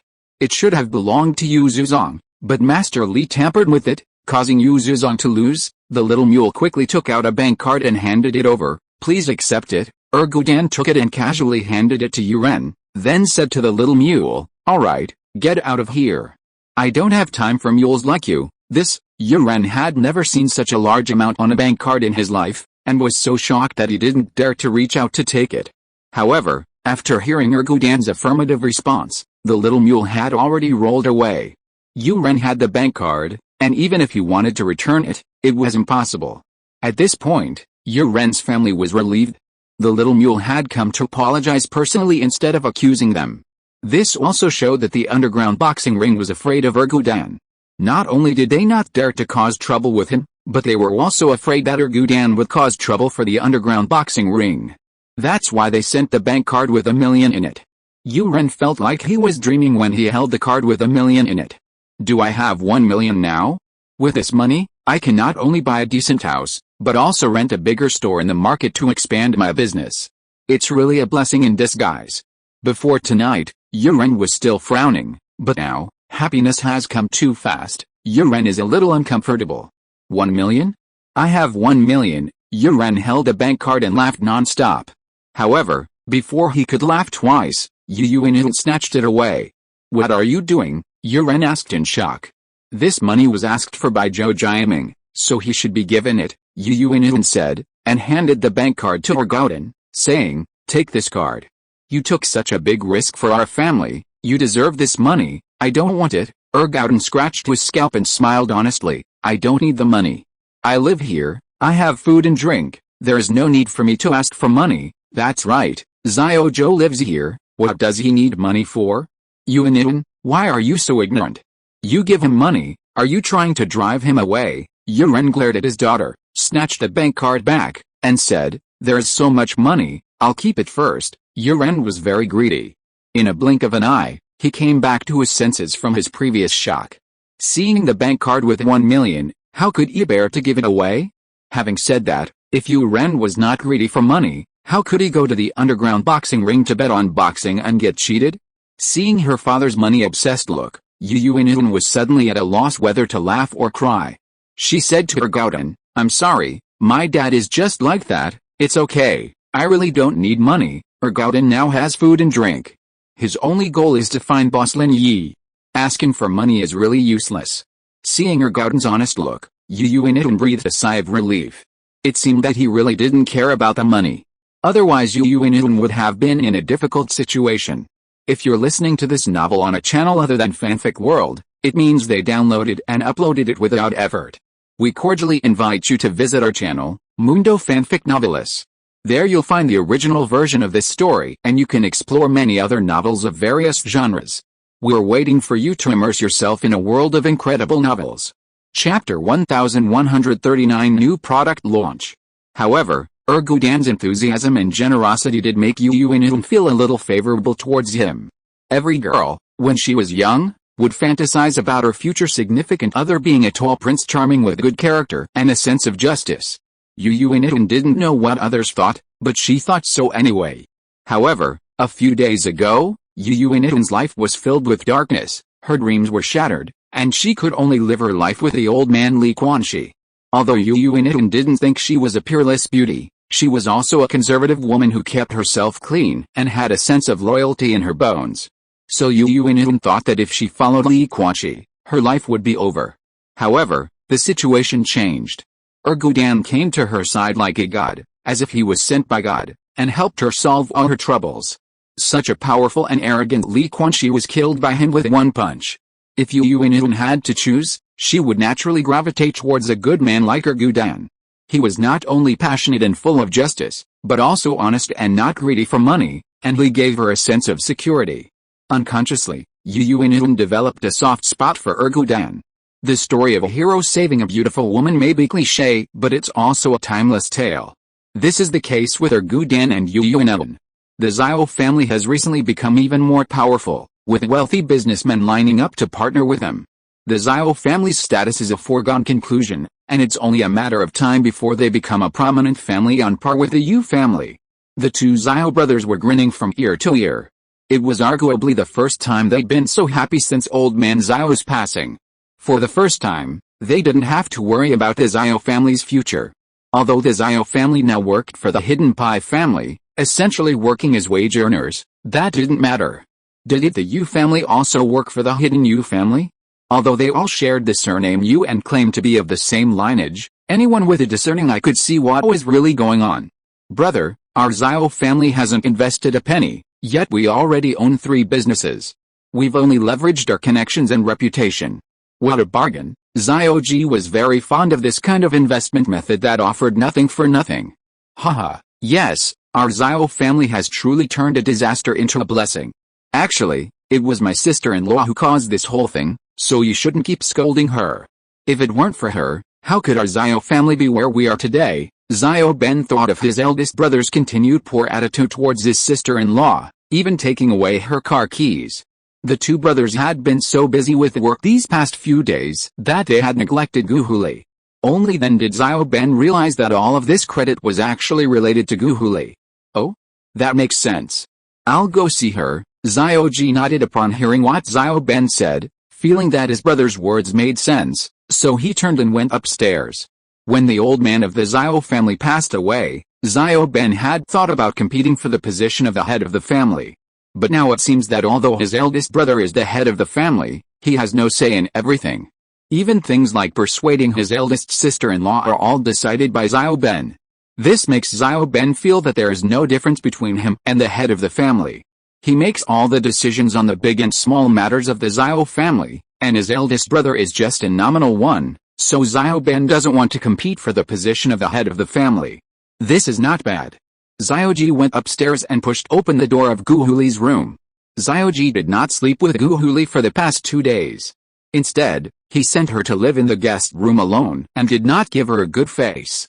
Although Gu Huli knew that the Xiao family had a distinguished guest these 2 days, Xiao Ji did not tell her in detail, and she did not dare to ask more. She stayed in the room every day watching TV series and did not dare to go out casually. Seeing Xiao Ji pushing the door in, Gu Huli was immediately delighted and quickly stood up and came over. Brother Ji, you are here Huli. I have ignored you these days. You are not angry, right? Xiao Ji looked at Gu Huli with a smile, and the more he looked at her, the more he liked her. Although Gu Huli was old and not as tender as when she was young, Xiao Ji became more and more interested in her. How dare I? Gu Huli was startled and said in fear, I am a person who made mistakes. I am very happy that you don't blame me, Brother Ji. How dare I be angry? Haha, what did you do wrong? You did the right thing. Xiao Ji waved his hand, laughed and said, you are doing a series of things, and now it seems that it is really good. If you hadn't knocked Pai Bo stupid, the Hidden Pai family would not have sent masters, nor could they cooperate with our Xiao family. Now the status of our Xiao family is higher than riding a rocket. Ah! Gu Huli was stunned, thinking that Xiao Ji was speaking in a sarcastic way, but looking at his expression, she didn't think so, so she carefully said, is that so? It was God who blessed our Xiao family and turned a disaster into a blessing. Yes, that's right, well said, God bless the Xiao family. Xiao Ji laughed and said, but now our Xiao family is powerful, so you don't have to be low-key in the future. You should be high-profile, so as to show how powerful our Xiao family is. You should be arrogant, I know. Gu Huli was immediately overjoyed. Arrogance and pretense were her favorites. When Gu Huli heard that Xiao Ji really wanted her to go out and show off, she was immediately overjoyed. In the blink of an eye, it was May 1st. Today was the day of the press conference for Xuanyuan Pharmaceutical Company's new products. During this period, Xuanyuan Pharmaceutical Company's reputation was at its peak, especially after resolving the mass poisoning incident of students from No. 1 high school. People from all walks of life were waiting for Xuanyuan Pharmaceutical Company to launch powerful products, and they had high expectations for Xuanyuan Pharmaceutical Company. Lin Yi did not attend the press conference as a staff member or a guest. He entered the press conference venue very low-key, just like the other onlookers.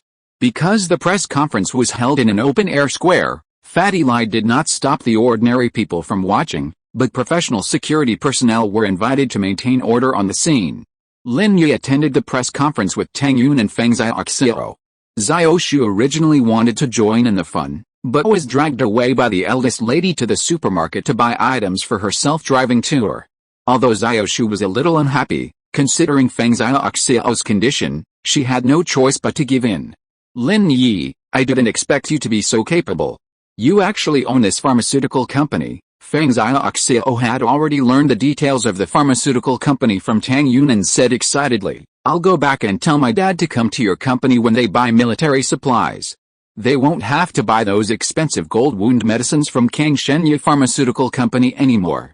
Chapter 1140, Making Trouble Again. Oh, great, Feng Xiao's idea was not bad. Lin Yi had never thought that with Feng Xianlong as a big customer, the sales of the pharmaceutical company would probably go to a higher level. You know, secret agents are the big customers of these trauma drugs, and the annual demand is terrifying. Guanshen Doctor's trauma medicine is different from Kangshen Doctor's gold wound medicine. Guanshen Doctor's trauma medicine has a common formula and is not restricted by raw materials.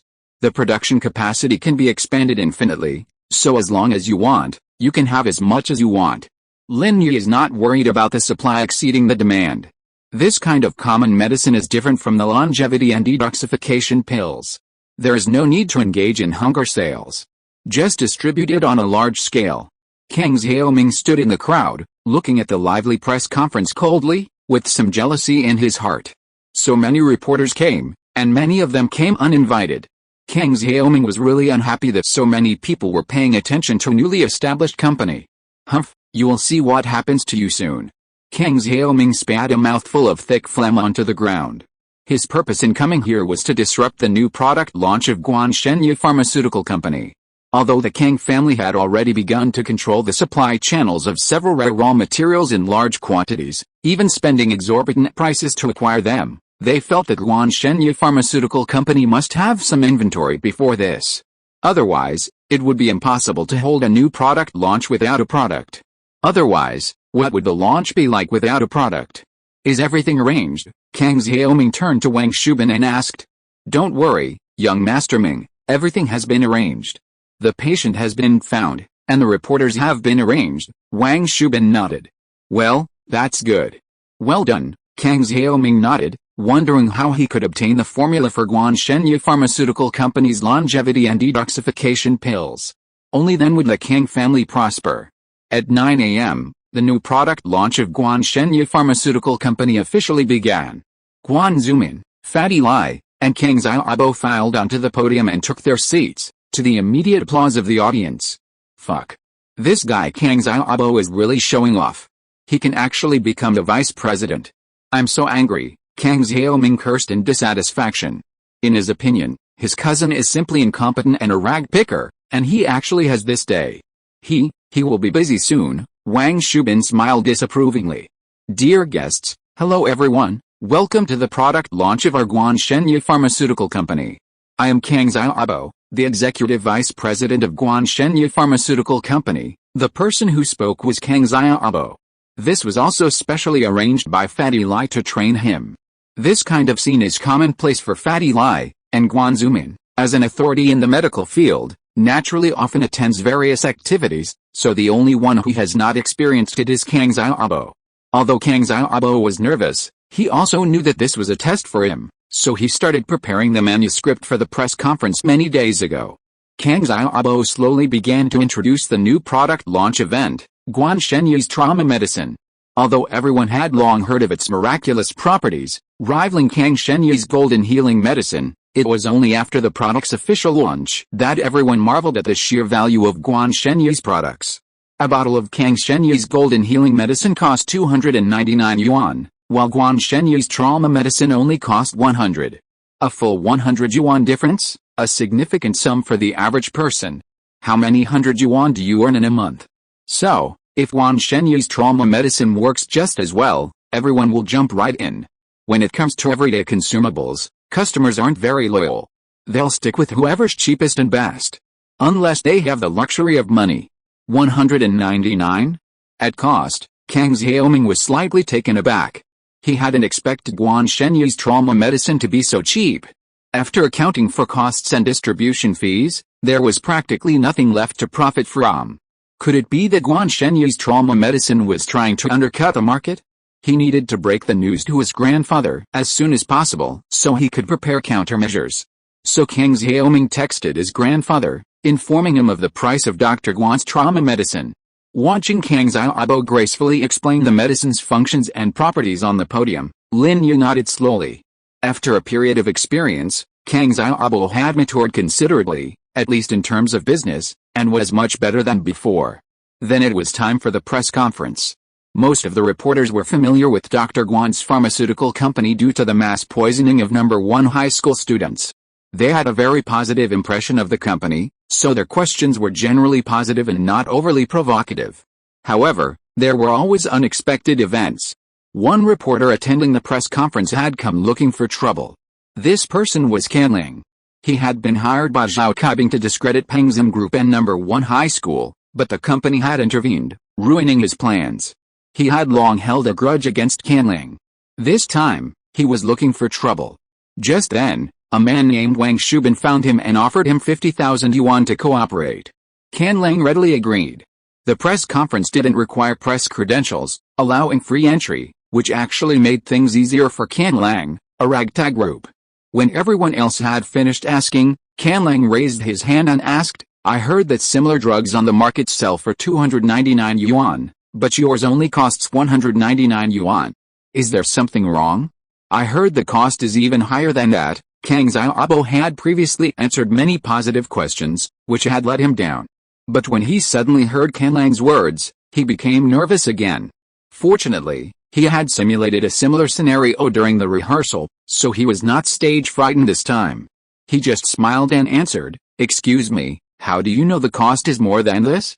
As far as I know, these are business secrets, and only the core personnel of the pharmaceutical company know about them, right? Although Kang Xiaobo's words did not say it explicitly, he had already hinted that Canling was sent by competitors to make trouble. I believe that everyone present can understand it. Originally, Canlang thought that Kang Xiaobo was young and inexperienced and easy to bully, so he raised this question. But he did not expect this kid to speak so tricky, which made it difficult for him to deal with it. The reporter's present looked at Canlang with disdain, to see what he could say. I don't know, I just suspect that there is something wrong with your medicine. It is so much less expensive than others, it must not be a good thing, Canlang said.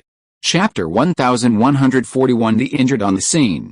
I'm here today to seek justice for the victim. Someone used your medicine, and not only did it not stop the bleeding immediately as you promised, but the wound has festered. I've brought him here today to publicly expose you, a ruthless businessman. Canlang, having accepted Wang Shuben's bribes, naturally followed his instructions. Look everyone, my hand is completely rotten after using Dr. Guan's trauma medicine. I almost had to have it amputated. A thin, dark-skinned man standing next to Canlang suddenly shouted at the top of his lungs, holding out a gauze-wrapped hand and shaking it at the crowd. Shock, is this serious? Several other shills hired by Canlang to pose as ordinary people sighed. It seems this company is truly unreliable. Don't buy from them. This unproven product just won't work. It's better to buy the more expensive Dr. Kang's golden wound medicine. Yes, this company is a rip-off, another shill echoed. Medicine is not like other things. Don't use it carelessly, another shill echoed. If people just follow the crowd, even 3 people can make a tiger. As more people spread the word, many people who don't know the truth will be misled and begin to view Guanshenya Pharmaceuticals products with a skeptical eye. Everyone, please be quiet. Kang Xiaobo didn't panic at this moment. He smiled slightly, glanced at the people present, then looked at the victim who raised his hand, and said with concern, Hey patient, is your hand okay? If there is a problem, you should go to the hospital as soon as possible, instead of staying here. What if you get infected? What do you mean? Are you trying to get me out? Look everyone, he's guilty, the person who raised his hand shouted. I'm just concerned about you. Kang Xiaobo waved his hand. Our Guanshen Doctor Pharmaceutical Company just held a new product launch today. The product will only start to be distributed and sold after today. It has never been sold on the market before. May I ask this patient, where did you buy your trauma medicine? Is it another brand and you remembered it wrong, huh? The patient was stunned and suddenly felt a little overwhelmed. He was paid to cause trouble, and the lines were given to him by Canlang. He said whatever he was told. How could he know that Guanshen Doctor's trauma medicine had not yet started selling? So where did his trauma medicine come from? Could he have stolen it from the company? He was not stupid, so of course he would not say that. If he said that, not only would he not be able to frame him, but he would be reported to the police and arrested. He could just say that you stole the test product, not the finished product. I think I remembered it wrongly. The patient's face suddenly flushed and he walked away in shame. Canlang had not investigated these things beforehand. Today's incident was just his usual black trick. How could he know that the other person's medicine had not yet been put on the market? Haha, it seems this patient really made a mistake. Let's get back to answering reporters' questions. Kang Xiaobo smiled faintly and continued. At this point, everyone present suddenly realized that this patient was a scammer, likely sent by a competitor or trying to extort money. Canlang gritted his teeth, furious. Fortunately, he had a second trick up his sleeve. Kang Xiaoming, however, was furious. He glared at Wang Shuben and asked, Did you find this person? What the hell? Not only did he fail to discredit Dr. Guan, but he actually brought trouble upon himself, making others think there was something wrong with Dr. Kang's medicine. I'm sorry, Mr. Ming, this person was found by Canlang. I had no idea. Wang Shuben apologized carefully. This Canlang is also an idiot. Why did you find someone like him? Kang Xiaoming said with some displeasure. I had no choice. We don't have any connections in Songshan City, and we don't know any reporters. I had to go through all the trouble to contact this Canlang online, Wang Shuben said with a wry smile. Okay, have we arranged our own people? Kang Xiaoming waved his hand. Since this matter had nothing to do with Wang Shuben, Kang Xiaoming didn't want to pursue it. Don't worry, young Master Ming, there will be absolutely no problem this time, Wang Shuben nodded. Oh, sorry, I was also deceived by that person. People in our line of work just like to stand up for the weak. I'm a more righteous person, so please forgive me, Canlang laughed and said. It doesn't matter. Journalism requires a skeptical spirit, Although Kang Xiaobo disagreed with Canlang's words in his heart, he said magnanimously, "Oops, I accidentally cut my hand." At this moment, a man with long hair and a very artistic appearance suddenly screamed, "Get out of the way, I need to get a bandage." As he said this, the man pushed Canlang and tried to pass by him. "Oh, so much blood has been lost, it really needs to be bandaged." Canlang was shocked, but suddenly said, "By the way, isn't this the press conference for Guanshen Doctors Trauma Medicine? Vice President Kang just said that their medicine can stop bleeding immediately. Why don't you go and apply some?" "Okay." The man nodded gratefully and ran towards the podium. "Vice President Kang, can you apply some trauma medicine on me?" This, Kang Xiaobo frowned. Things were obviously beyond his expectations. This was something he had never expected. Although this person's request was simple, it was a bit wrong when it appeared at this time. Especially since it was related to Canlang, Kang Xiaobo had to be cautious. "Why, Vice President Kang is reluctant to wipe it for me, or does he not have confidence in his company's medicine? What a good advertising opportunity this is.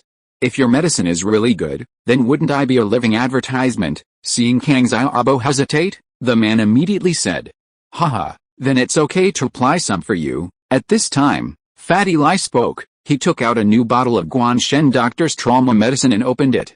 Although Fatty Lai was very suspicious about the sudden appearance of this person, wondering if there was a conspiracy, but out of confidence in Lin Yi, Fatty Lai still applied the medicine to his wound. Generally speaking, such a scene of on-the-spot drug testing is a publicity trick done by the pharmaceutical company itself, but this person was not invited by Fatty Lai, so Fatty Lai was confused. However, the other people present suspected that this scene was planned by Guanshen Doctor Pharmaceutical Company itself, but although they were suspicious, they were also very interested. They also wanted to see if this person's wound could stop bleeding quickly. After all, many people saw that this person's wound was bleeding, and it couldn't be fake. Chapter 1142, Are you in such a hurry to leave? Just when everyone was expecting it, the miracle didn't happen. The man's wound didn't stop bleeding, but continued to bleed. What trauma medicine? It's obviously a scam. It's useless.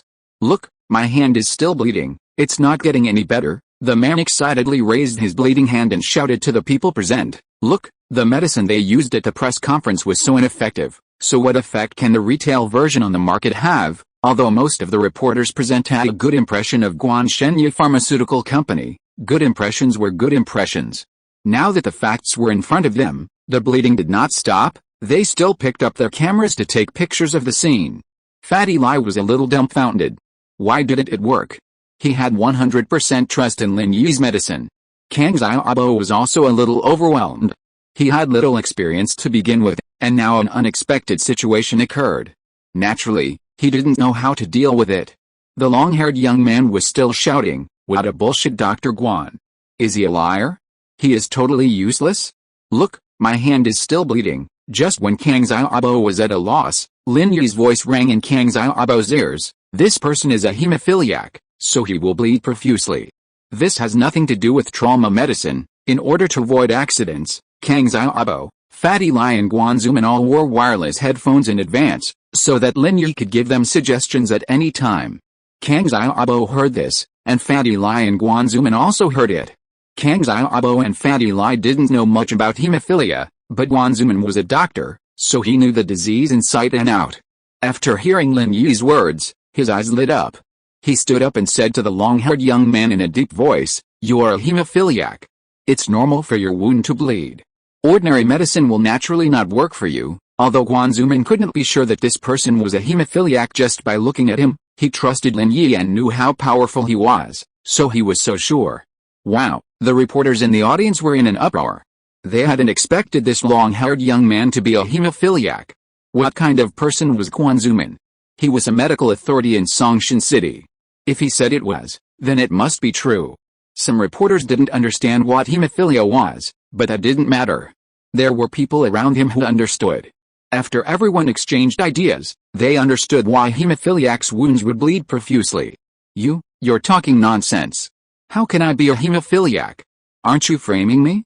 What evidence do you have? The long-haired young man didn't expect Guan Zuman to be able to tell that he was a hemophiliac just by looking at him. He was a little panicked, but he thought there was no evidence, so he argued. Tell me, who sent you? What is your intention in coming here? Fatty Lai also took Lin Yi's words as an imperial decree. Lin Yi said that this person was sick, so this person must be sick. Huh? The medicine doesn't work anymore, so you start to frame me? You said I was a hemophiliac? I said you were an AIDS patient, the long-haired young man said with some indignation. Kang Xiaoming, Wang Shubin and Can Lang didn't expect Guan Zuman to be able to tell at a glance that this long-haired young man was a hemophiliac. This was beyond their expectations. This person was hired by them. Wang Shubin had promised him that as long as he cooperated, he would give him 50,000 as a reward. Hemophilia itself is expensive to treat, but this man agreed after only a brief hesitation. He could get 50,000 yuan for this fuss, so why not? Is old man Guan really a miracle doctor? He can even see hemophilia? This is a bit tricky, Kang Xiaoming frowned. It's okay, he's got a good mind. Even if he could see it, what would happen? Could Guan Zuman force him to have a blood test on the spot? Hemophilia is something you can't tell with just your eyes. As long as he refuses to admit it, there's no problem. After today's press conference, who can find him? Wang Shubin said soothingly. Yeah, that makes sense, Kang Xiaoming nodded, feeling a little relieved. At this time, Can Lang spoke again. My fellow colleagues, look, these are black-hearted businessmen, we should unite and expose them. I have said before, 199 yuan is not even enough to cover the cost. As far as I know, the raw materials in this golden medicine are very rare, and this price will definitely be a loss. Now you see it, right? They must be selling inferior products as good ones, and want to make a fortune and leave. Can Lang's words were very inflammatory, and his confidant in the crowd also stood up at this moment, echoing him from a distance, and also loudly criticizing the irresponsible behavior of Guan Shenye Pharmaceutical Company. Yes, today I will fight you to the death as a victim. If you don't give me an explanation, this matter will not end. The long-haired man was emboldened when he saw the overwhelming support from the crowd. You will pay the price for accusing me of being sick. However, Guan Zuman showed his calm temperament at this time. As a senior expert, he was naturally not afraid of the stage. Guan Zuman did not argue, but simply looked at the long-haired man and said calmly, whether you are sick or not will be revealed soon. I have sent your photo to Director Qin of the First People's Hospital. If you have been treated in Songshan City and have medical records, I believe we can find out your identity soon. Huh? The long-haired man was stunned and his face turned a little ugly. He was of course a hemophiliac, he knew this very well. And most importantly, he did receive treatment at the First People's Hospital. In other words, the experts in the hematology department of the First People's Hospital knew him. As long as he took his photo to those experts for identification, his identity would be revealed. Thinking of this, the long-haired man suddenly flinched, because he saw that his identity was about to be exposed, and he couldn't lie anymore. I still have to go to the hospital to stop the bleeding. I won't waste time with you guys. You are all hurting people. Don't believe me anymore. The long-haired man was ready to slip away. Are you leaving in such a hurry? Seeing that the long-haired man was about to slip away, Fatty Lai naturally didn't want him to leave like this. This is a murder for money. My hand won't stop bleeding. The medicine of this black-hearted company is not only not effective, but it also won't let me go to the hospital. Everyone, look, what kind of company is this? The long-haired man shouted loudly. Why is your hand bleeding? A normal person with such a big wound would be able to stop bleeding automatically even without applying medicine, right? Why are you still bleeding? Fatty Lai sneered and said, look, everyone, if you cut your hand with a wound of 1 or 2 centimeters at home, would you go to the hospital? Besides, don't you want to ask us for an explanation and fight to the end? Why are you in such a hurry to leave? Chapter 1143 The Pranked Wolf. Most people shook their heads after hearing what Fatty Lai said. Who would go to the hospital for a small cut on their hand? At most, they would just put on a band-aid or something like that. And now they didn't really believe what the long-haired man said. This person really seemed to have a problem. He had vowed before to fight to the death and demand a price, but now, he was in a hurry to leave after being exposed. What do you care about me? I changed my mind again and let you go, the long-haired man said, and stepped back, ready to leave. Zhang Gongzi, your identity has been verified. You are a hemophilia patient and are currently receiving treatment from Dr. Su at the First People's Hospital. Do you have anything else to say? Guan Zuman received the information sent by Dean Qin, And he said it directly. That's nonsense. I don't know what the First People's Hospital is, and I don't know Dr. Su Zihong. Zhang Guangzi was trying to defend himself, but he stopped halfway because he accidentally let the cat out of the bag. The other person just said it was Dr. Su, but he even said the doctor's name. How do you know that Dr. Su's name is Su Zihong? Don't you know the First People's Hospital? Fatty Lai pointed at Zhang Guangzi and asked. I'm leaving. Zhang Guangzi knew that he was exposed, and did not dare to stay any longer, and ran away. Boom! Bursts of laughter broke out in the field. Obviously, everyone knew at this moment that Zhang Guangzi was a liar who came to cause trouble on purpose. As soon as he was exposed, he ran away. Many people felt embarrassed. They almost misunderstood Guanshenye Pharmaceutical Company. Guanshenye Pharmaceutical Company is such a good company. It benefits the society and has saved so many poison students, and it is free. How can such a company still doubt their credibility and technical strength? Liar. What a liar! Everyone take a picture and expose him, a reporter shouted. Who called this guy? Looks like Can Lang, right? Another reporter knew Can Lang, and pointed at Can Lang and said, that's him, Can Lang, that black-hearted guy. Others may not know, but I know he's the scum of our industry. Can Lang? I think I've heard of him too. He's a guy who takes bribes to write smear reports. Another person who knew Can Lang also jumped out, pointing at Can Lang and cursing. Can Lang immediately became the target of public criticism. He shrank his head, not daring to stay there any longer. Together with Zhang Guangzi, they left the press conference in disgrace. Our product only sells for 199 yuan, and it may indeed be envied and slandered by some of our peers, but it doesn't matter. Facts and time will prove that our product is the best. Kang Xiaobo finally breathed a sigh of relief. This was his first product launch, and he naturally didn't want to mess it up. And now it seems that everything went smoothly. Can Lang was furious and unwilling to accept the situation, but there was nothing he could do. He jumped onto a motorcycle on the side of the road and started the car. However, just after taking 2 steps forward, there was a loud bang and the motorcycle had a flat tire. Can Lang was directly thrown out and fell on the curb on the side of the road. His teeth were knocked out and he turned into a miserable wolf. Damn, why did it have a flat tire? Can Lang looked at the motorcycle that was lying on the side of the road in confusion and said unhappily. Ha ha ha! The crowd at the scene immediately burst into laughter. Can Lang deserved the end he had now. Wow, Lin Yi, your trick is really effective. As expected, the moment he got on the motorcycle, the tire flattened. Feng Xiaoxiao clenched her fists excitedly. How? Lin Yi chuckled. He'd always thought Can Lang's sneaky ways were suspicious, but he'd never imagined he was such a treacherous man. Thinking about it, it seemed like Can Lang was among the reporters who came to the first hospital during the student poisoning incident. When Can Lang first attacked, Feng Xiaoxiao was furious and wanted to play a prank on him. Lin Yi obliged, telling her which motorcycle Can Lang owned and how to tamper with it to cause a flat tire. So, Feng Xiaoxiao went for it, and Can Lang actually got a flat tire. While it wasn't a big deal compared to his crimes, Lin Yi couldn't possibly do anything to him in public. A few underhanded tricks would do the trick. Tang Yun looked at Feng Xiaoxiao and Lin Yi, and they seemed perfectly suited to each other, even playing pranks together. However, she wasn't jealous. Instead, she was genuinely happy for Feng Xiaoxiao. She was living a life of happiness and joy every day in her final moments, and that made her happy too. Tang Yun would be anxious and distressed if she and Lin Yi didn't get along. Aside from the unexpected appearance of Cripple Wolf, this press conference went relatively smoothly overall.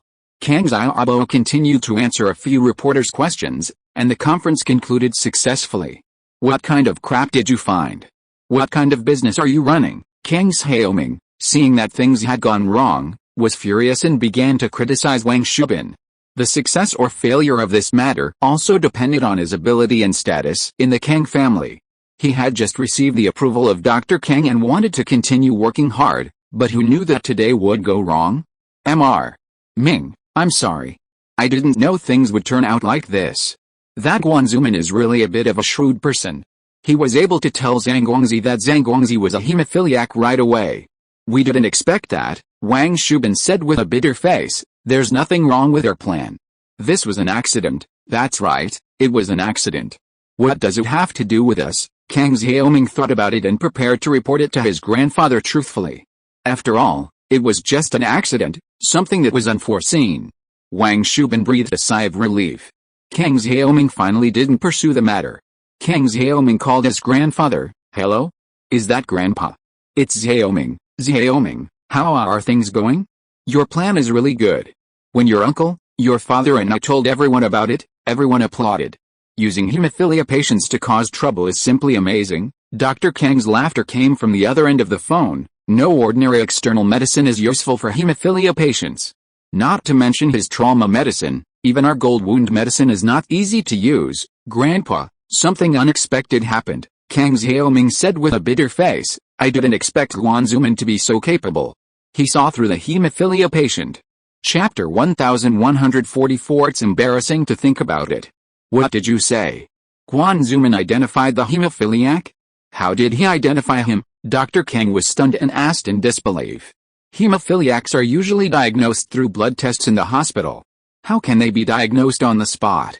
Here's what happened. Kang Xiaoming did not dare to hide anything and told his grandfather the details of what happened. After all, there were so many people watching here, and the news would surely spread. You mean, Guanzuman knew that Zhang Guangzi was a hemophiliac with just one look? Dr. Kang felt a little strange. This was too far-fetched, wasn't it? Was Guanzuman's medical skills so amazing? He could tell what disease someone had with just one look? Isn't this almost the same as the legendary Bianc? Yes, he saw it right away, Kang Xiaoming said. Many people here saw it. Forget it. It's not that we made a mistake, but things are unpredictable. You come back first, and we'll figure out how to fundamentally undermine Dr. Guan's trauma medicine. Dr. Kang wasn't too nervous. He'd just launch it. After all, the Kang family's large orders for the Jin healing medicine were generally for military supplies, with the civilian market being a small part and often out of stock. So, Dr. Kang wasn't too concerned that Guanzuman had only captured the civilian market. Okay, Grandpa, Kang Xiaoming breathed a sigh of relief. As long as Dr. Kang didn't blame him, everything would be fine. Lin Yi spotted Kang Xiaoming in the crowd and roughly guessed it might be his doing. However, framing a competitor in business was normal. As long as it didn't cross Lin Yi's bottom line, Lin Yi wouldn't do anything to him. He would only provide some assistance to Fatty Lai and Kang Xiaobo when necessary. The rest would be up to them. Let's go. Lin Yi took Tang Yun's left hand and Feng Xiaoxiao's right hand, and left the press conference with the dispersing crowd. It's already afternoon. I wonder if Mengyao and Xiao Shu have bought anything good, Tang Yun asked, looking at her watch. They had agreed to go on a road trip together in the evening. It should be about time. Have you told your family? Lin Yi asked. Yet, Tang Yun felt a little embarrassed when she thought about what her mother had said. If other parents heard that their daughter went out with a boy for the night, they would definitely remind her not to suffer any loss. But her mother actually told her not to forget to buy emergency contraception. Tang Yun was going crazy thinking about it. She was only a high school student, okay? Although there were many people having sex at this age, she was in a key high school, and Tang Yun was a relatively conservative person. How could such things happen so early? However, Tang Yun had no way to tell her mother about this and could only nod in agreement. Lin Yi noticed that Tang Yun's expression was a little off, and asked curiously, what's wrong? Auntie doesn't agree. It's nothing. She's been planning to move into a new house these days and doesn't have time to care about me, Tang Yun said casually. Oh, Lin Yi didn't ask any more questions, seeing that Tang Yun was unwilling to talk. Today, Lin Yi was driving Feng Xiaoxiao's Land Rover. The car had been repaired, and this kind of off-road vehicle was perfect for self-driving tours. As for the license plate 2B945, after checking, it was found to be a fake. Although the car's invoice could not be found. With Feng Xianlong's intervention, the 4S shop naturally helped him to make up an invoice, and put Feng Xiaoxiao's original TT000 inches license plate on this Land Rover. Xiaoxiao, your figure is not suitable for driving this car. Tang Yun felt that the Land Rover was too big and did not match Feng Xiaoxiao's petite figure. Yeah, Lin Yi, how about this car for you? I'll buy another one, Feng Xiaoxiao agreed. Her figure didn't quite match the car. Yesterday at school, some little hooligans teased me, calling me a Land Rover girl. I ran over them, and they got scared. When I was out, they were just playing in the mud. Lin Yi couldn't help but smile. Feng Xiaoxiao was right. She used to be a little bit of a gangster, but she'd become much more obedient after being with him. Scared, Feng Xiaoxiao's words surprised Tang Yun. She hadn't expected Feng Xiaoxiao to be so aggressive. If it were her, she wouldn't have dared to do that. Lin Yi drove Tang Yun and Feng Xiaoxiao back to the villa. They saw Chen Yashu's beetle parked in the yard. It seemed they had returned from the supermarket. As soon as Lin Yi parked the car, Chu Mengyao and Chen Yashu came out of the villa. They must have heard the car outside and knew it was Lin Yi. The two of them were dressed very youthfully and cheerfully today, a bit like beachwear, but not revealing. Their appearance really caught Lin Yi's eye. Miss Da and Xiao Shu were both naturally beautiful, no less so than Tang Yun and Feng Xiaoxiao. "Are you all ready?" Lin Yi asked with a smile. "Yes, Sister Yao and I bought 2 large carts of stuff. Since one cart didn't have enough, we went back for another," Chen Yashu said cheerfully. "How much stuff did you buy?" "We're only going for a day and a night, so you shouldn't need so much, right?" Lin Yi was startled. It's so easy to get out and about, so of course I have to get everything ready," Chen Yashu said with a smile. "Brother Arrow, come help me load my stuff into your car. It's big, so it should be able to fit everything." Lin Yi followed Chen Yashu to move the things. Tang Yun and Feng Xiaoxiao wanted to help, but were stopped by the eldest lady. "Why don't you take a shower and change clothes here first? We'll be fresh and ready for battle." Tang Yun didn't have any nice clothes. Although her family's financial situation had improved a lot recently, she hadn't gone on a lavish shopping spree. She wore her school uniform every day, so buying clothes was pointless. Today, she was attending the new product launch, and she was wearing just a plain shirt and jeans, just like Chu Mengyao, so she looked much more ordinary. "I didn't bring any change of clothes." Tang Yun was a little tempted. Showering in the hospital wasn't very convenient. While there was hot water, it wasn't her own home after all, and her parents were there, which made her feel a little embarrassed. "Use mine. Our sizes should be about the same. I have new underwear, but I don't have any outerwear. You don't dislike me, do you?" Chu Mengyao had figured it out and didn't want to argue with Tang Yun anymore. In addition, with Feng Xiaoxiao as an opportunity, she became much more enthusiastic towards Tang Yun. Chapter 1145 Tang Yun's Inferiority. Tang Yun couldn't accept Chu Mengyao's change a little bit. She had always regarded Chu Mengyao as her love rival and was always wary of her in her heart. Even though Chu Mengyao had been getting along with her a little recently, she didn't let her guard down in her heart. Tang Yun was a kind person. She was afraid that Chu Mengyao was being nice to her for other purposes, and that when the time came for her to compete with her for Lin Yi, she would be embarrassed to resist. But Tang Yun was also afraid that she was overthinking it, or that Chu Mengyao really didn't mean that and just wanted to be friends with her. Of course not, Tang Yun shook her head. Chu Mengyao had said this, how could she refuse? Lin Yi came to the beetle and found that it was already filled with all kinds of items. Some were packed in bags, some were packed in boxes. In short, there were a lot of them. "What are these?" Lin Yi asked curiously, pointing to a bag. "Facial masks," Chen Yashu said. "Huh? Facial masks?" Lin Yi's eyes widened. "It's said online that the winds are very strong at seaside nights, so you need to use a face mask to protect your skin," Chen Yashu said. Lin Yi was speechless, but he didn't say anything more or ask any more questions. Since Chen Yashu said it was useful, it must be useful. With the capacity of the Land Rover's trunk, there was more than enough space for all these things. Lin Yi began to move the things out one by one and put them into the trunk of the Land Rover. Tang Yun looked into the bathroom, the luxurious marble floor, the exquisite white bathtub, and the various unknown skincare products. Tang Yun couldn't help but sigh. She had thought her new house was already very good, but when she got to the villa, she realized that her house was just ordinary. However, only a rich lady like Chu Mengyao could afford these high-end bottles and jars. Thinking of this, Tang Yun couldn't help but feel a little worried. Although she was invincible in youth now, what about the future? In another 10 or 20 years, she was afraid that her skin would not be as good as Chu Mengyao and Xiao Shu's. They had been undergoing long-term maintenance, while she was losing at the starting line. But Tang Yun couldn't afford these things with her current family situation. She could only sigh. For the first time, she felt the importance of money. Although she'd been poor before, she hadn't felt this strongly. The bathtub was clean, evidently only used by Chu Mengyao and Chen Yashu. Tang Yun didn't mind it, They were both clean people, so it was a relief to know they didn't find it offensive. She filled the tub with hot water and lay in it, thinking to herself, college is coming soon. She must not just study like she did in high school. She must become someone useful to Lin Yi.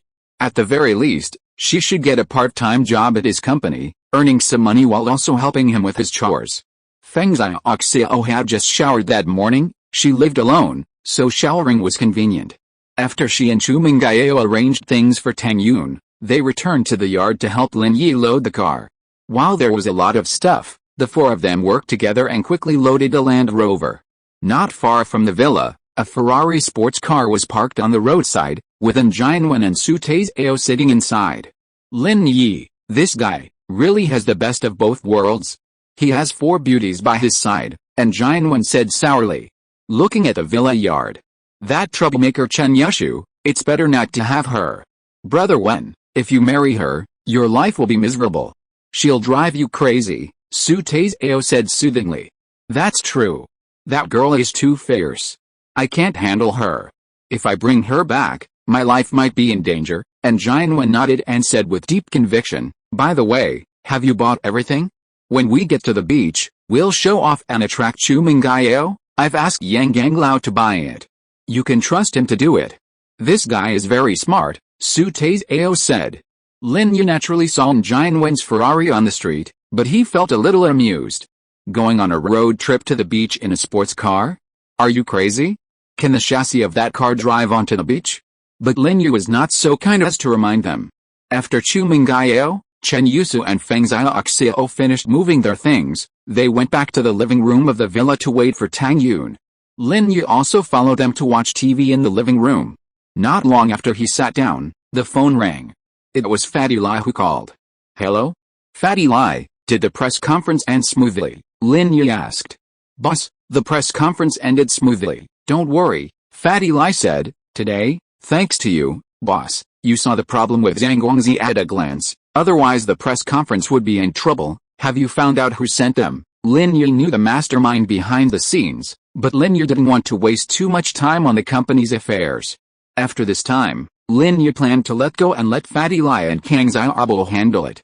We've got some clues. They should be sent by our competitor, Kang Shenyi Pharmaceutical Company. Our on-site staff said someone recognized Kang Shenyi's grandson, Kang Xiaoming, as being at the press conference and having had contact with Kan Lang afterwards, Fatty Lai said. So what do you want to do? Lin Yi asked back. Boss, we're not strong enough to retaliate against Kang Shenyi Pharmaceutical Company right now, and we don't have the energy. I mean, let's make a note of this and talk about it later when we have the chance, Fatty Lai asked cautiously. Well, let's do as you say. Lin Yi felt that Fatty Lai's idea was right. The company had just been established, so how could they have time to fight with competitors? They should spend their time on their own marketing. Okay, Fatty Lai breathed a sigh of relief and said with a wry smile, Boss, there is one more thing. After the new product launch, the number of orders we received is much larger than we imagined, and it is very different from what we expected. We originally planned to distribute the products within the province, and also on a small scale in neighboring provinces. However, large pharmacies and hospitals across the country have contacted us and are ready to place orders. I guess it is the effect of the auction. Oh? Isn't this a good thing? Lin Yi didn't expect trauma medicine to be so popular. Originally, Lin Yi thought that the successful resolution of the collective poisoning incident of the #1 high school students would only have some impact on the province, and the initial distribution volume should not be large. It is indeed a good thing, but first of all, our production capacity is limited. The factory and equipment can only supply the needs of 2 or 3 provinces. This is still the initial supply. If the market response is good, dealers will increase the order quantity, and our production capacity will be seriously insufficient, Fatty Lai explained. Lin Yi strongly recommends a book to readers, Very Pure and Very Ambiguous Prequel, which is a refreshing book like School Bell. It has been completed and can be searched and read on mobile platforms. If you're listening to this novel on a channel other than Fanfic World, it means they downloaded and uploaded it without effort. We cordially invite you to visit our channel, Mundo Fanfic Novelis. There you'll find the original version of this story and you can explore many other novels of various genres. We're waiting for you to immerse yourself in a world of incredible novels. Chapter 1146 I won't let you suffer. Secondly, our sales network isn't good enough. My trading company only has existing trading companies within our province and in neighboring provinces. Our initial plan was to gradually expand outward, steadily increasing our business scope and sales volume. But things haven't turned out as planned, so what should we do? Lin Yi asked. He wasn't very knowledgeable about business. He might be able to crush competitors, but sales wouldn't be his forte. First, we need to quickly expand production capacity and find a loan to build a factory, Fatty Lai said. Second, we need to expand sales channels and establish branches in major cities across the province. But this will not only require a huge amount of capital, but also create management problems. Establishing multiple branches at once, with inadequate management systems, will lead to a chaotic situation where each branch operates independently. Oh? Can't we just ship directly from the head office without establishing branches? Lin Yi asked. Yes, but the consequences could be even more serious. Without local branches to coordinate, control, and oversee, there's a risk of rampant price increases and price cuts, as well as stockpiling, speculation, and mixed goods. These practices will have a significant impact on our company's reputation. Fatty Lai was well aware of these consequences and was deeply concerned. Hey, Fatty Lai, you know I'm not good at business, yet you still ask me? If you have any good suggestions, just tell me. Lin Yi was a little amused. Aren't you just trying to scare me? My suggestion is to find a company with a well-established sales channel. But this company must be reliable and reputable.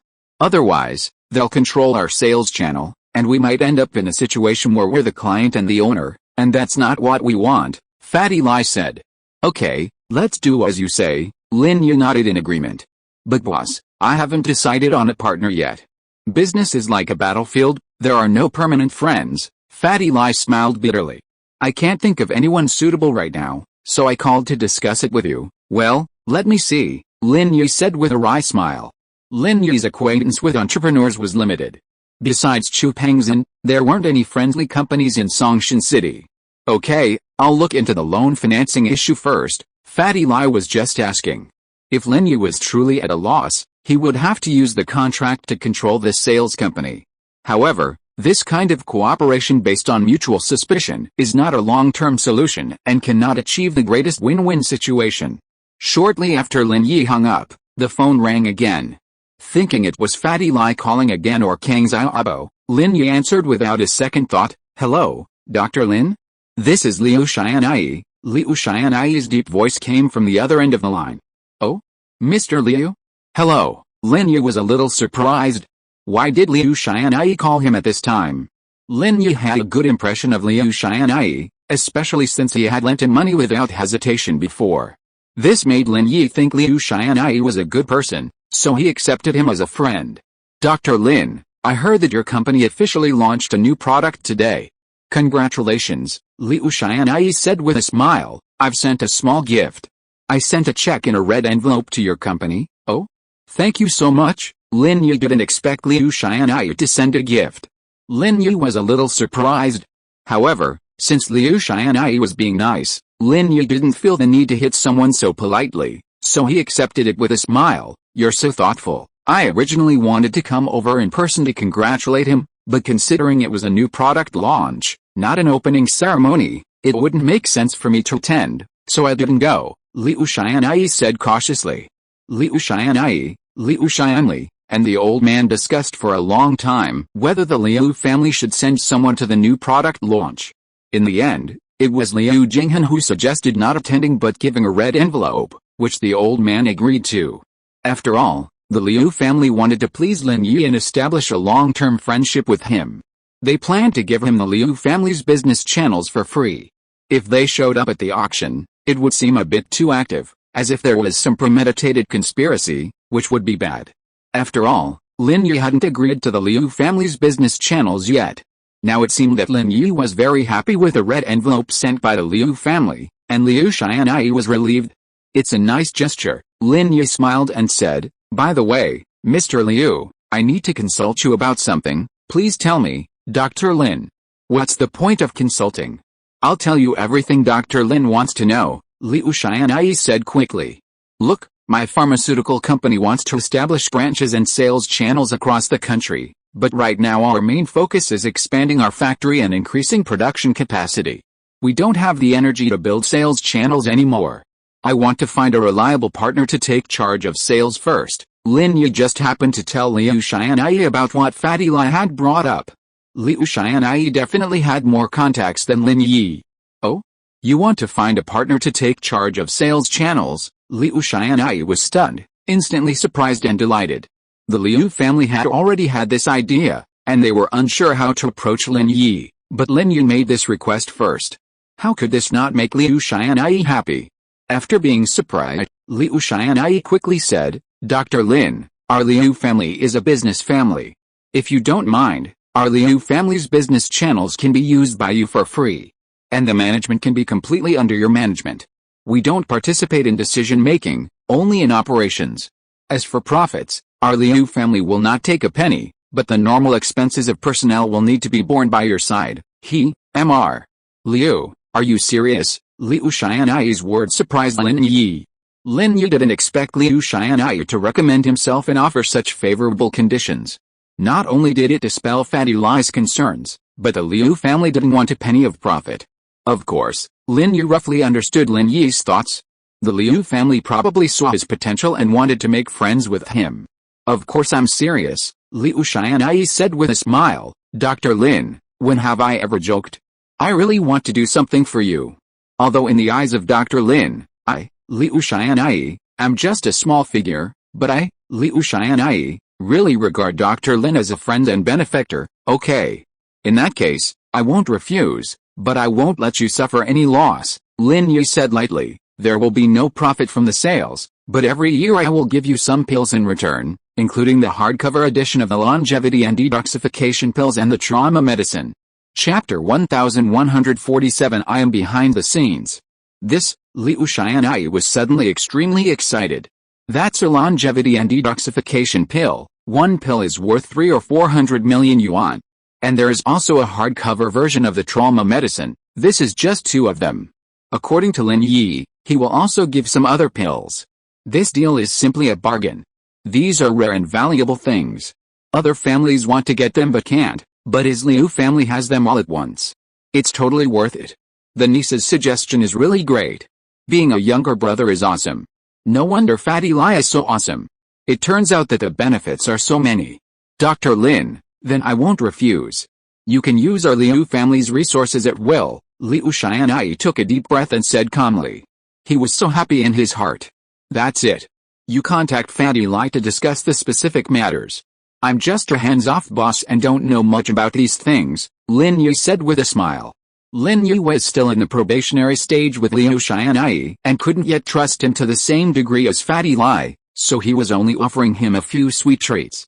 If he truly followed him wholeheartedly, then Lin Yi might as well offer him more. Liu Xianyi hung up the phone and breathed a sigh of relief.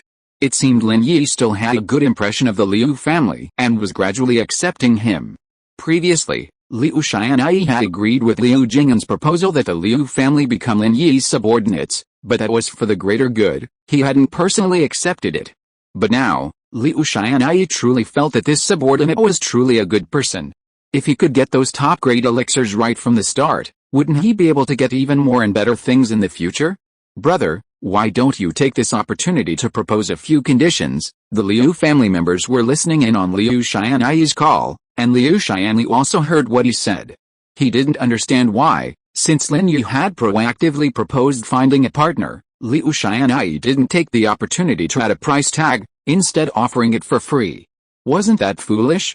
If the Liu family had been the first to seek out Lin Yi to be their sales agent, then it wouldn't have mattered if they'd suffered a little loss. But the problem now is that Lin Yi has taken the initiative to find a partner, so why would the Liu family suffer a loss? Conditions? What conditions? Liu Xianyi, seeing his brother's short-sightedness, decided to conceal Lin Yi's reward for now, and asked with a feigned confusion.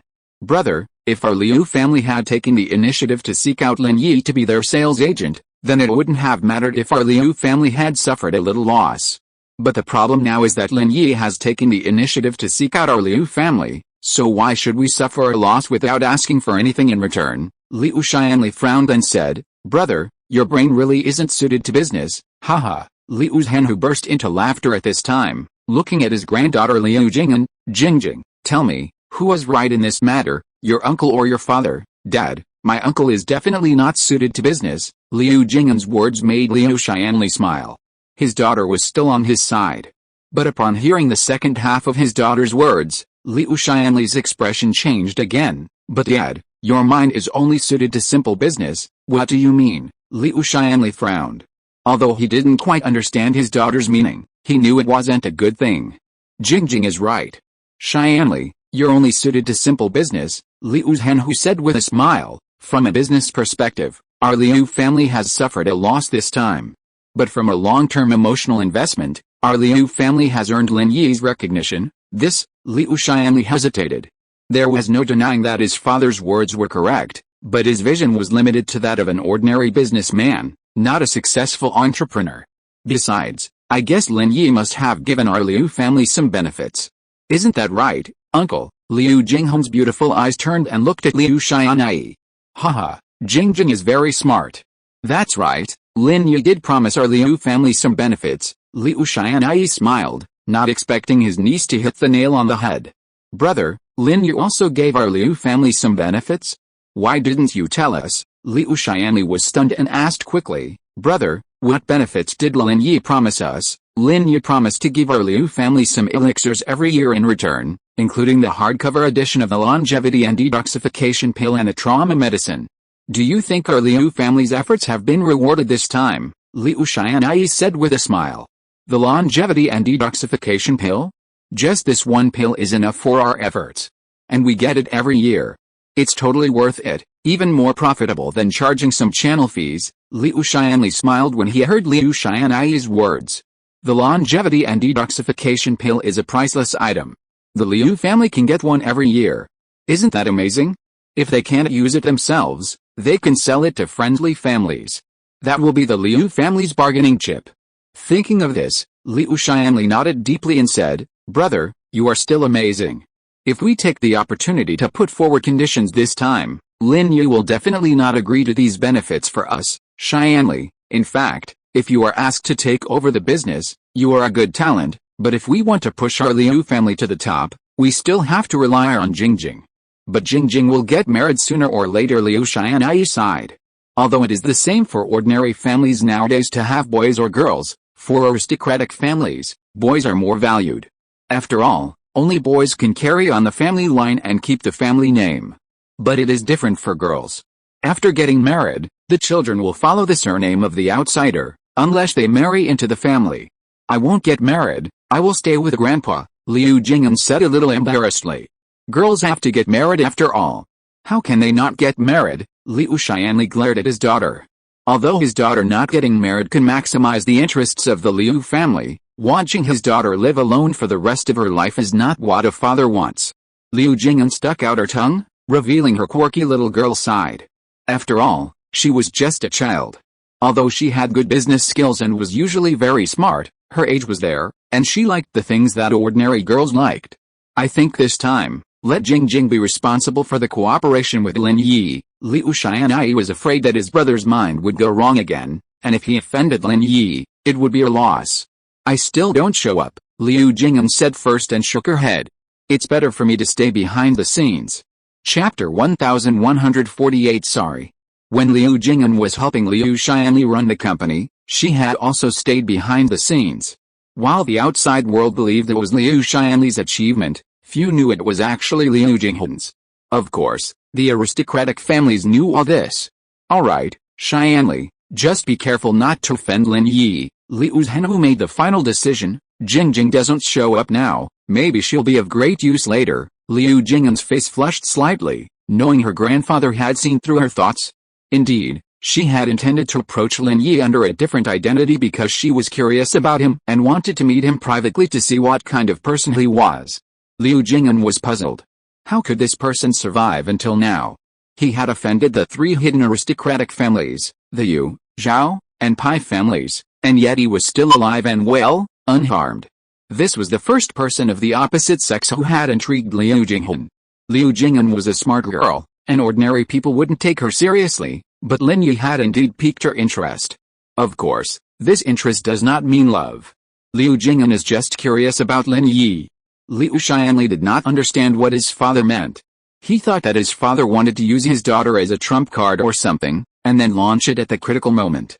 However, Liu Xianli was thoughtful. He looked at his niece. She was very graceful and could be considered a top-notch beauty in a noble family. Although Liu Xianli thought of something, he did not say anything in the end. The old man would naturally plan some things, and he did not need to say much. The old man and Liu Jing'an sometimes understood better than him, Liu Xianli. Lin Yi hung up Liu Xianli's phone and was about to call Fatty Lai to tell him about this, but when he turned around, he saw Tang Yun coming down the stairs with only a bath towel wrapped around her. Yao, where are my clothes? Tang Yun was upstairs. After taking a shower, she found that Chu Mengyao and Chen Yusu were not there. Chu Mengyao hadn't prepared any change of clothes for her, and Tang Yun couldn't possibly go through Chu Mengyao or Chen Yushu's closets, so she came downstairs. She'd assumed Lin Yi was out moving things, and since the villa was full of girls, it wouldn't matter if he was just wearing a towel. But she hadn't expected Lin Yi to be there too.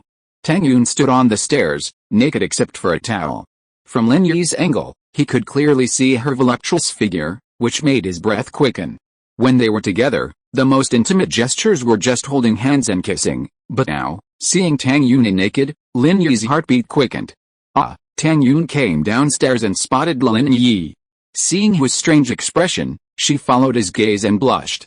Panic seized her, and she let out a startled cry, turning to run back upstairs. But in her haste, she stepped on the towel and dropped it, leaving Tang Yun completely exposed. Wow, Sister Tang Yun is so fierce. Are you planning to join us in a 5-piece group? Chen Yushu's eyes widened as she stared at Tang Yun's bare chest, then glanced at herself, muttering to herself, well, it's still not as big as mine. But it's bigger than Sister Yao's. Tang Yun was already feeling embarrassed enough, and Chen Yushu's words intensified her humiliation. She tried to bend down to pick up the towel, but as soon as she bent, she froze. Bending down with her back to Lin Yi. She wondered, wouldn't it mean she was facing him from behind? Wouldn't he be able to see everything? This thought intensified Tang Yun's embarrassment, and she stopped trying to pick up the towel. She wanted to rush upstairs to avoid further embarrassment. But the more she tried to run, the more problems she encountered in her panic. One foot stepped on the bath towel again, and suddenly her body tilted and she slipped down the stairs. Tang Yun screamed in surprise. She didn't expect that she was so unlucky that she could actually slip. This was terrible. If she fell down, even if she didn't break a bone, she would at least bruise her body. Tang Yun closed her eyes and didn't dare to open them. Everything happened very quickly, in the blink of an eye. Although Lin Yi's heart was beating fast and excited, he still reacted immediately when he saw Tang Yun fall. He ran over quickly, rushed up the stairs and caught Tang Yun. Oh, Brother Arrow is so awesome. I don't have to worry about falling down the stairs anymore, Chen Yushu applauded. Chu Mengyao was a little speechless, but what Chen Yushu said was indeed the truth. Before Lin Yi came, Chen Yushu was taking a shower upstairs, and a cartoon started. Chu Mengyao asked her to watch it. As a result, Chen Yushu ran downstairs without even wiping the water off her body. So she fell down the stairs and her butt was swollen. She had to lie down at home for several days before going to school. Tang Yun thought she was going to fall, but unexpectedly, Lin Yi caught her at the critical moment. Tang Yun was embarrassed and happy at once. She was embarrassed because she was not wearing any clothes and was still naked. But she was happy because Lin Yi caught her. Chu Mengyao and Pengzhan Group both breathed a sigh of relief. They were about to set off, and they didn't want anything to happen to Tang Yun. Chu Mengyao admired Tang Yun's deep love for Lin Yi and her generosity in accepting Pengzhan Group, so she felt that it would be too petty to be an enemy of Tang Yun, and she also began to care about Tang Yun. As for Pengzhan Group, she was extremely grateful to Tang Yun ever since she accepted her, so naturally she didn't want anything to happen to her. Chen Yushu, on the other hand, glanced at Tang Yun in Lin Yi's arms and asked with a sly smile, Sister Tang Yun, does it feel good to be touched by Brother Arrow? Tang Yun was startled, realizing Lin Yi's hand was pressing on her chest. She subconsciously struggled, asking Lin Yi to let her go. Only then did Lin Yi realize what he was touching, having previously been so anxious that he hadn't noticed. Lin Yi secretly regretted it. If he had known this would happen, he would have touched her properly. Now that he didn't feel anything, he should let go. Lin Yi gave a dry laugh, released his hand, and placed Tang Yun on the sofa. He said awkwardly, "Sorry, I didn't notice Yao in my anxiety. Get Yunai some clothes. I'll turn around first." Although Lin Yi wanted to keep watching, he knew it wasn't appropriate. Although Tang Yun was his girlfriend, their relationship hadn't developed to this point, so Lin Yi turned away. Chapter 1149 Humbly Asking for Advice. Yao, where are my clothes? Tang Yun finally breathed a sigh of relief when she saw Lin Yi turned away. Although she didn't object to Lin Yi looking at her in her heart, it was not in this kind of occasion. In front of Chu Mengyao, Chen Yushu and Feng Xiaoxiao, she was naked and being looked at by Lin Yi. Tang Yun might as well die of shame. "Sister Tang Yun, why are you shy? Don't you often do shameless things with Brother Arrow?" Chen Yushu asked with a smile. Tang Yun almost died of shame when she heard what Chen Yushu said. When she quarreled with Chu Mengyao before, she spoke without restraint and said something casually, but she didn't expect that Chen Yushu would use it as a handle. Seeing Tang Yun's face turned red like an apple, Chu Mengyao smiled slightly. It seemed that Lin Yi really had nothing to do with her. At least the relationship between them should be similar to that between her and Xiaoshu. At this thought, Chu Mengyao felt a sudden sense of relief. She scolded Xiaoshu, "Xiaoshu, stop messing around here.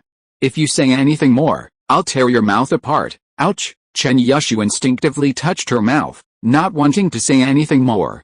Chu Mengyao couldn't stand it any longer. "Xiaoshu, stop it." "Oh." Chen Yushu finally closed her mouth unwillingly and turned to Lin Yi. "Brother Arrow, what did you feel just now?" Tang Yun had just breathed a sigh of relief, clutching her chest. She was about to stand up and tiptoe downstairs with Chu Mengyao to get dressed, but when she heard Chen Yushu's words, she almost stumbled and fell to the ground.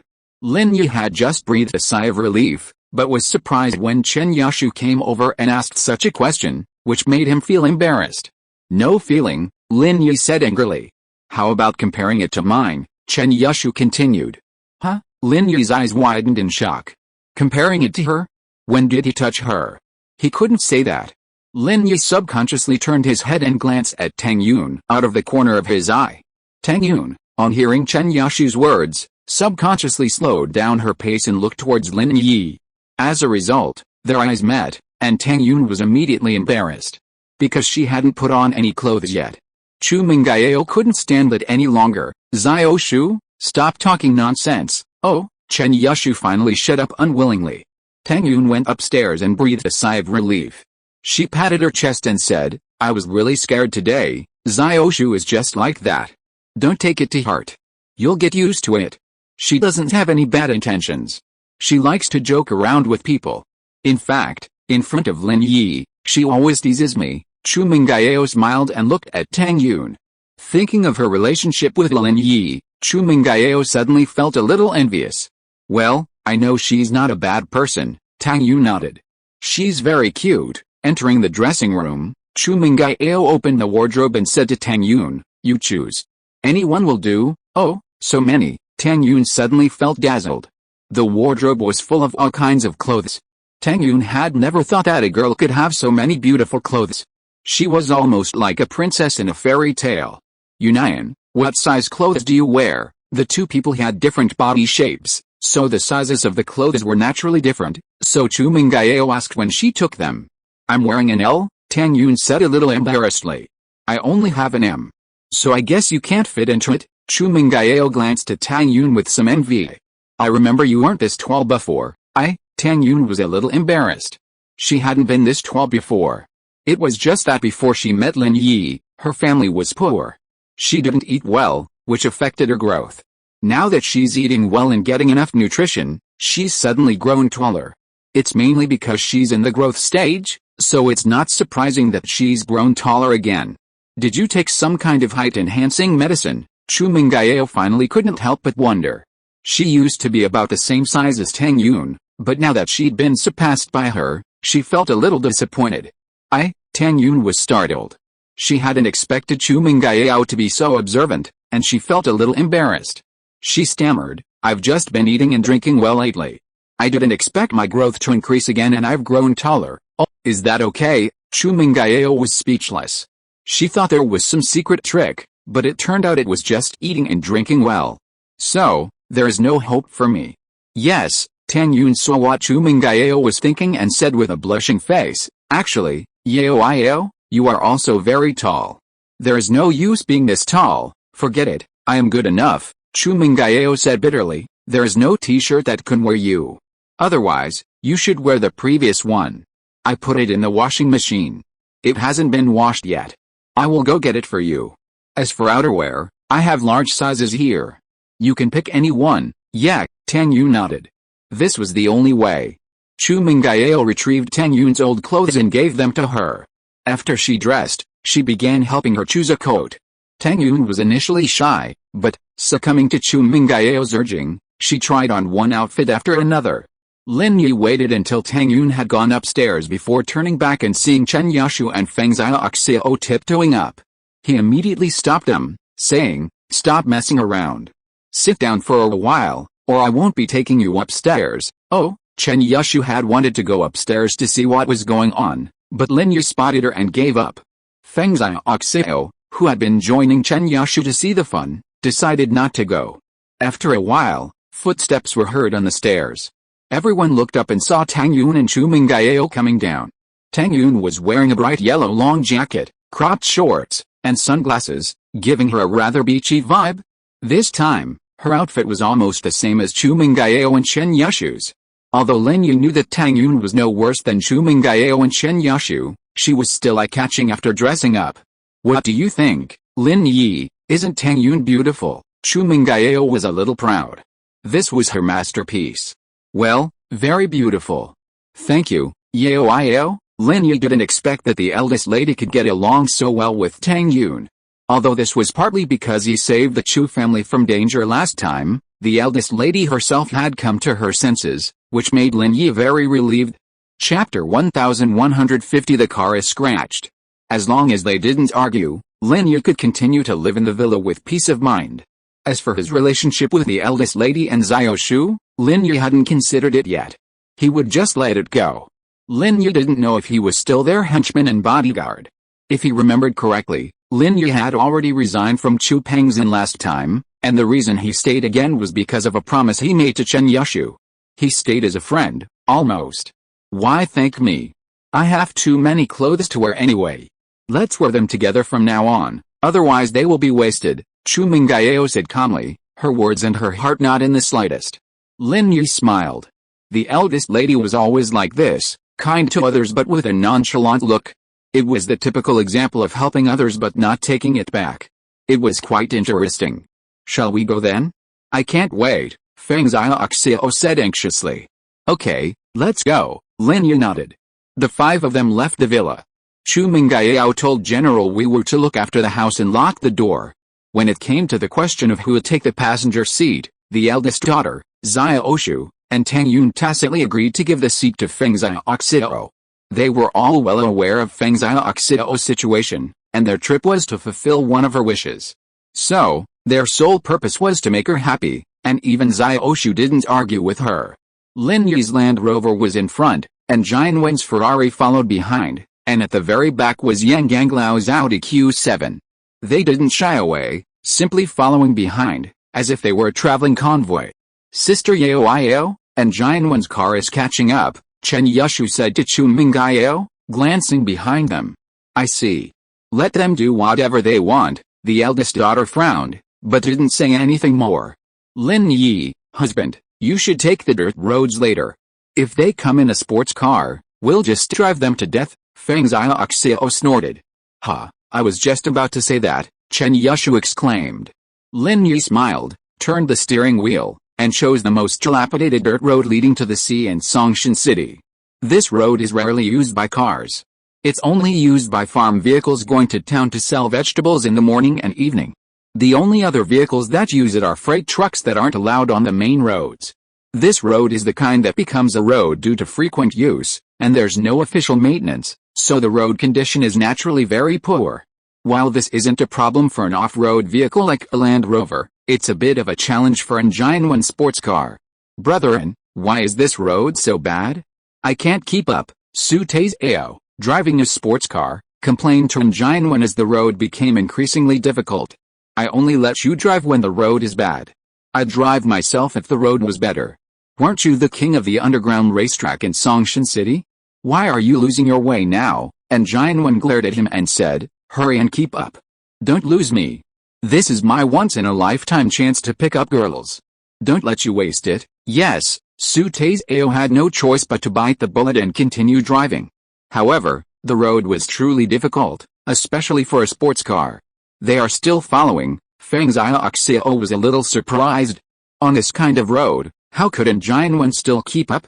The driver, Su Taizao, must be an expert. He specially chooses flat roads to drive in an S shape. He should be able to keep up for the time being. Lin Yi had been observing the car behind him in the rearview mirror.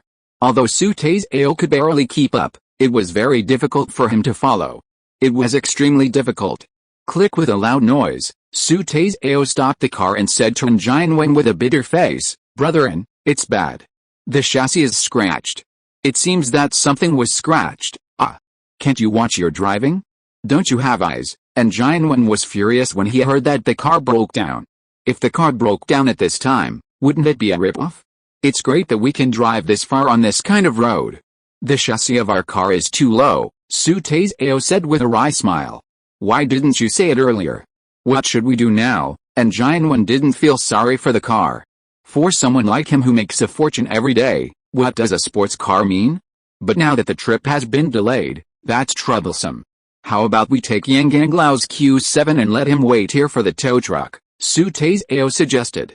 Alright, that's settled, and Xuanyuan got out of the car without hesitation.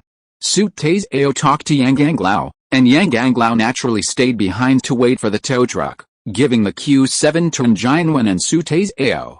This SUV is different, and Xuanyuan felt much more comfortable sitting in the Audi Q7. He almost died from the bumpy ride before. They changed cars. Lin Yi had known that Xuanyuan would not give up easily, so he was not surprised. Pengzhan was just a little disappointed. She had wanted to play a prank on Xuanyuan and Su Taizao, at least make them fall off the car. This was just the beginning, and the road ahead would be difficult, but she didn't expect them to change cars in time. Forget it, just follow him. We'll deal with him and kill them later, Pengzhan said, gritting her teeth. Chu Mengyao suddenly realized that having that idiot Xuanyuan following her was actually quite interesting. At least she wouldn't be lonely on her trip. Of course, that presumably meant that Chen Yushu and Pengzhan, those two troublemakers, were around. Otherwise, she really didn't know how to handle him. The Songshan City beachfront is divided into a bathing beach and a general area. The bathing beach is a relatively safe area, with a safety net in the deep waters in the center of the sea, preventing some sea creatures from entering the swimming area, fully guaranteeing the safety of tourists. However, this area is often the most crowded, and the water quality is also the worst. After all, people bathe there every day, so naturally, the water quality isn't great. Lin Yi planned to go to the general beach, which was almost deserted. Most people wouldn't choose to swim there, after all. Ordinary people would just run away if they saw a shark, let alone try to catch one and eat it like Chen Yushu and Lin Yi did. Su Taizao, driving his Audi, followed Lin Yi's Land Rover. As the sky grew darker and Lin Yi's path became increasingly off track, Su Taizao, a rather timid person, suddenly became worried and frightened. Brethren, what kind of place is this? It's so dark, and there aren't even any street lights. Something's wrong. I'm a little scared. Su Tai had already locked the car door and said carefully. Look at your courage. What's there to be afraid of? Aren't Lin Yi and the others still up ahead? The four girls in the car aren't scared, so why should you? A grown man, be afraid, and Xuanyuan snorted impatiently. End of this chapter. Thank you very much for reaching the end. Don't forget to like. Looking for more exclusive content and immediate access? Subscribe to our Patreon. Remember, every like, subscription, or donation encourages us to continue. Thanks to everyone. See you in the next video.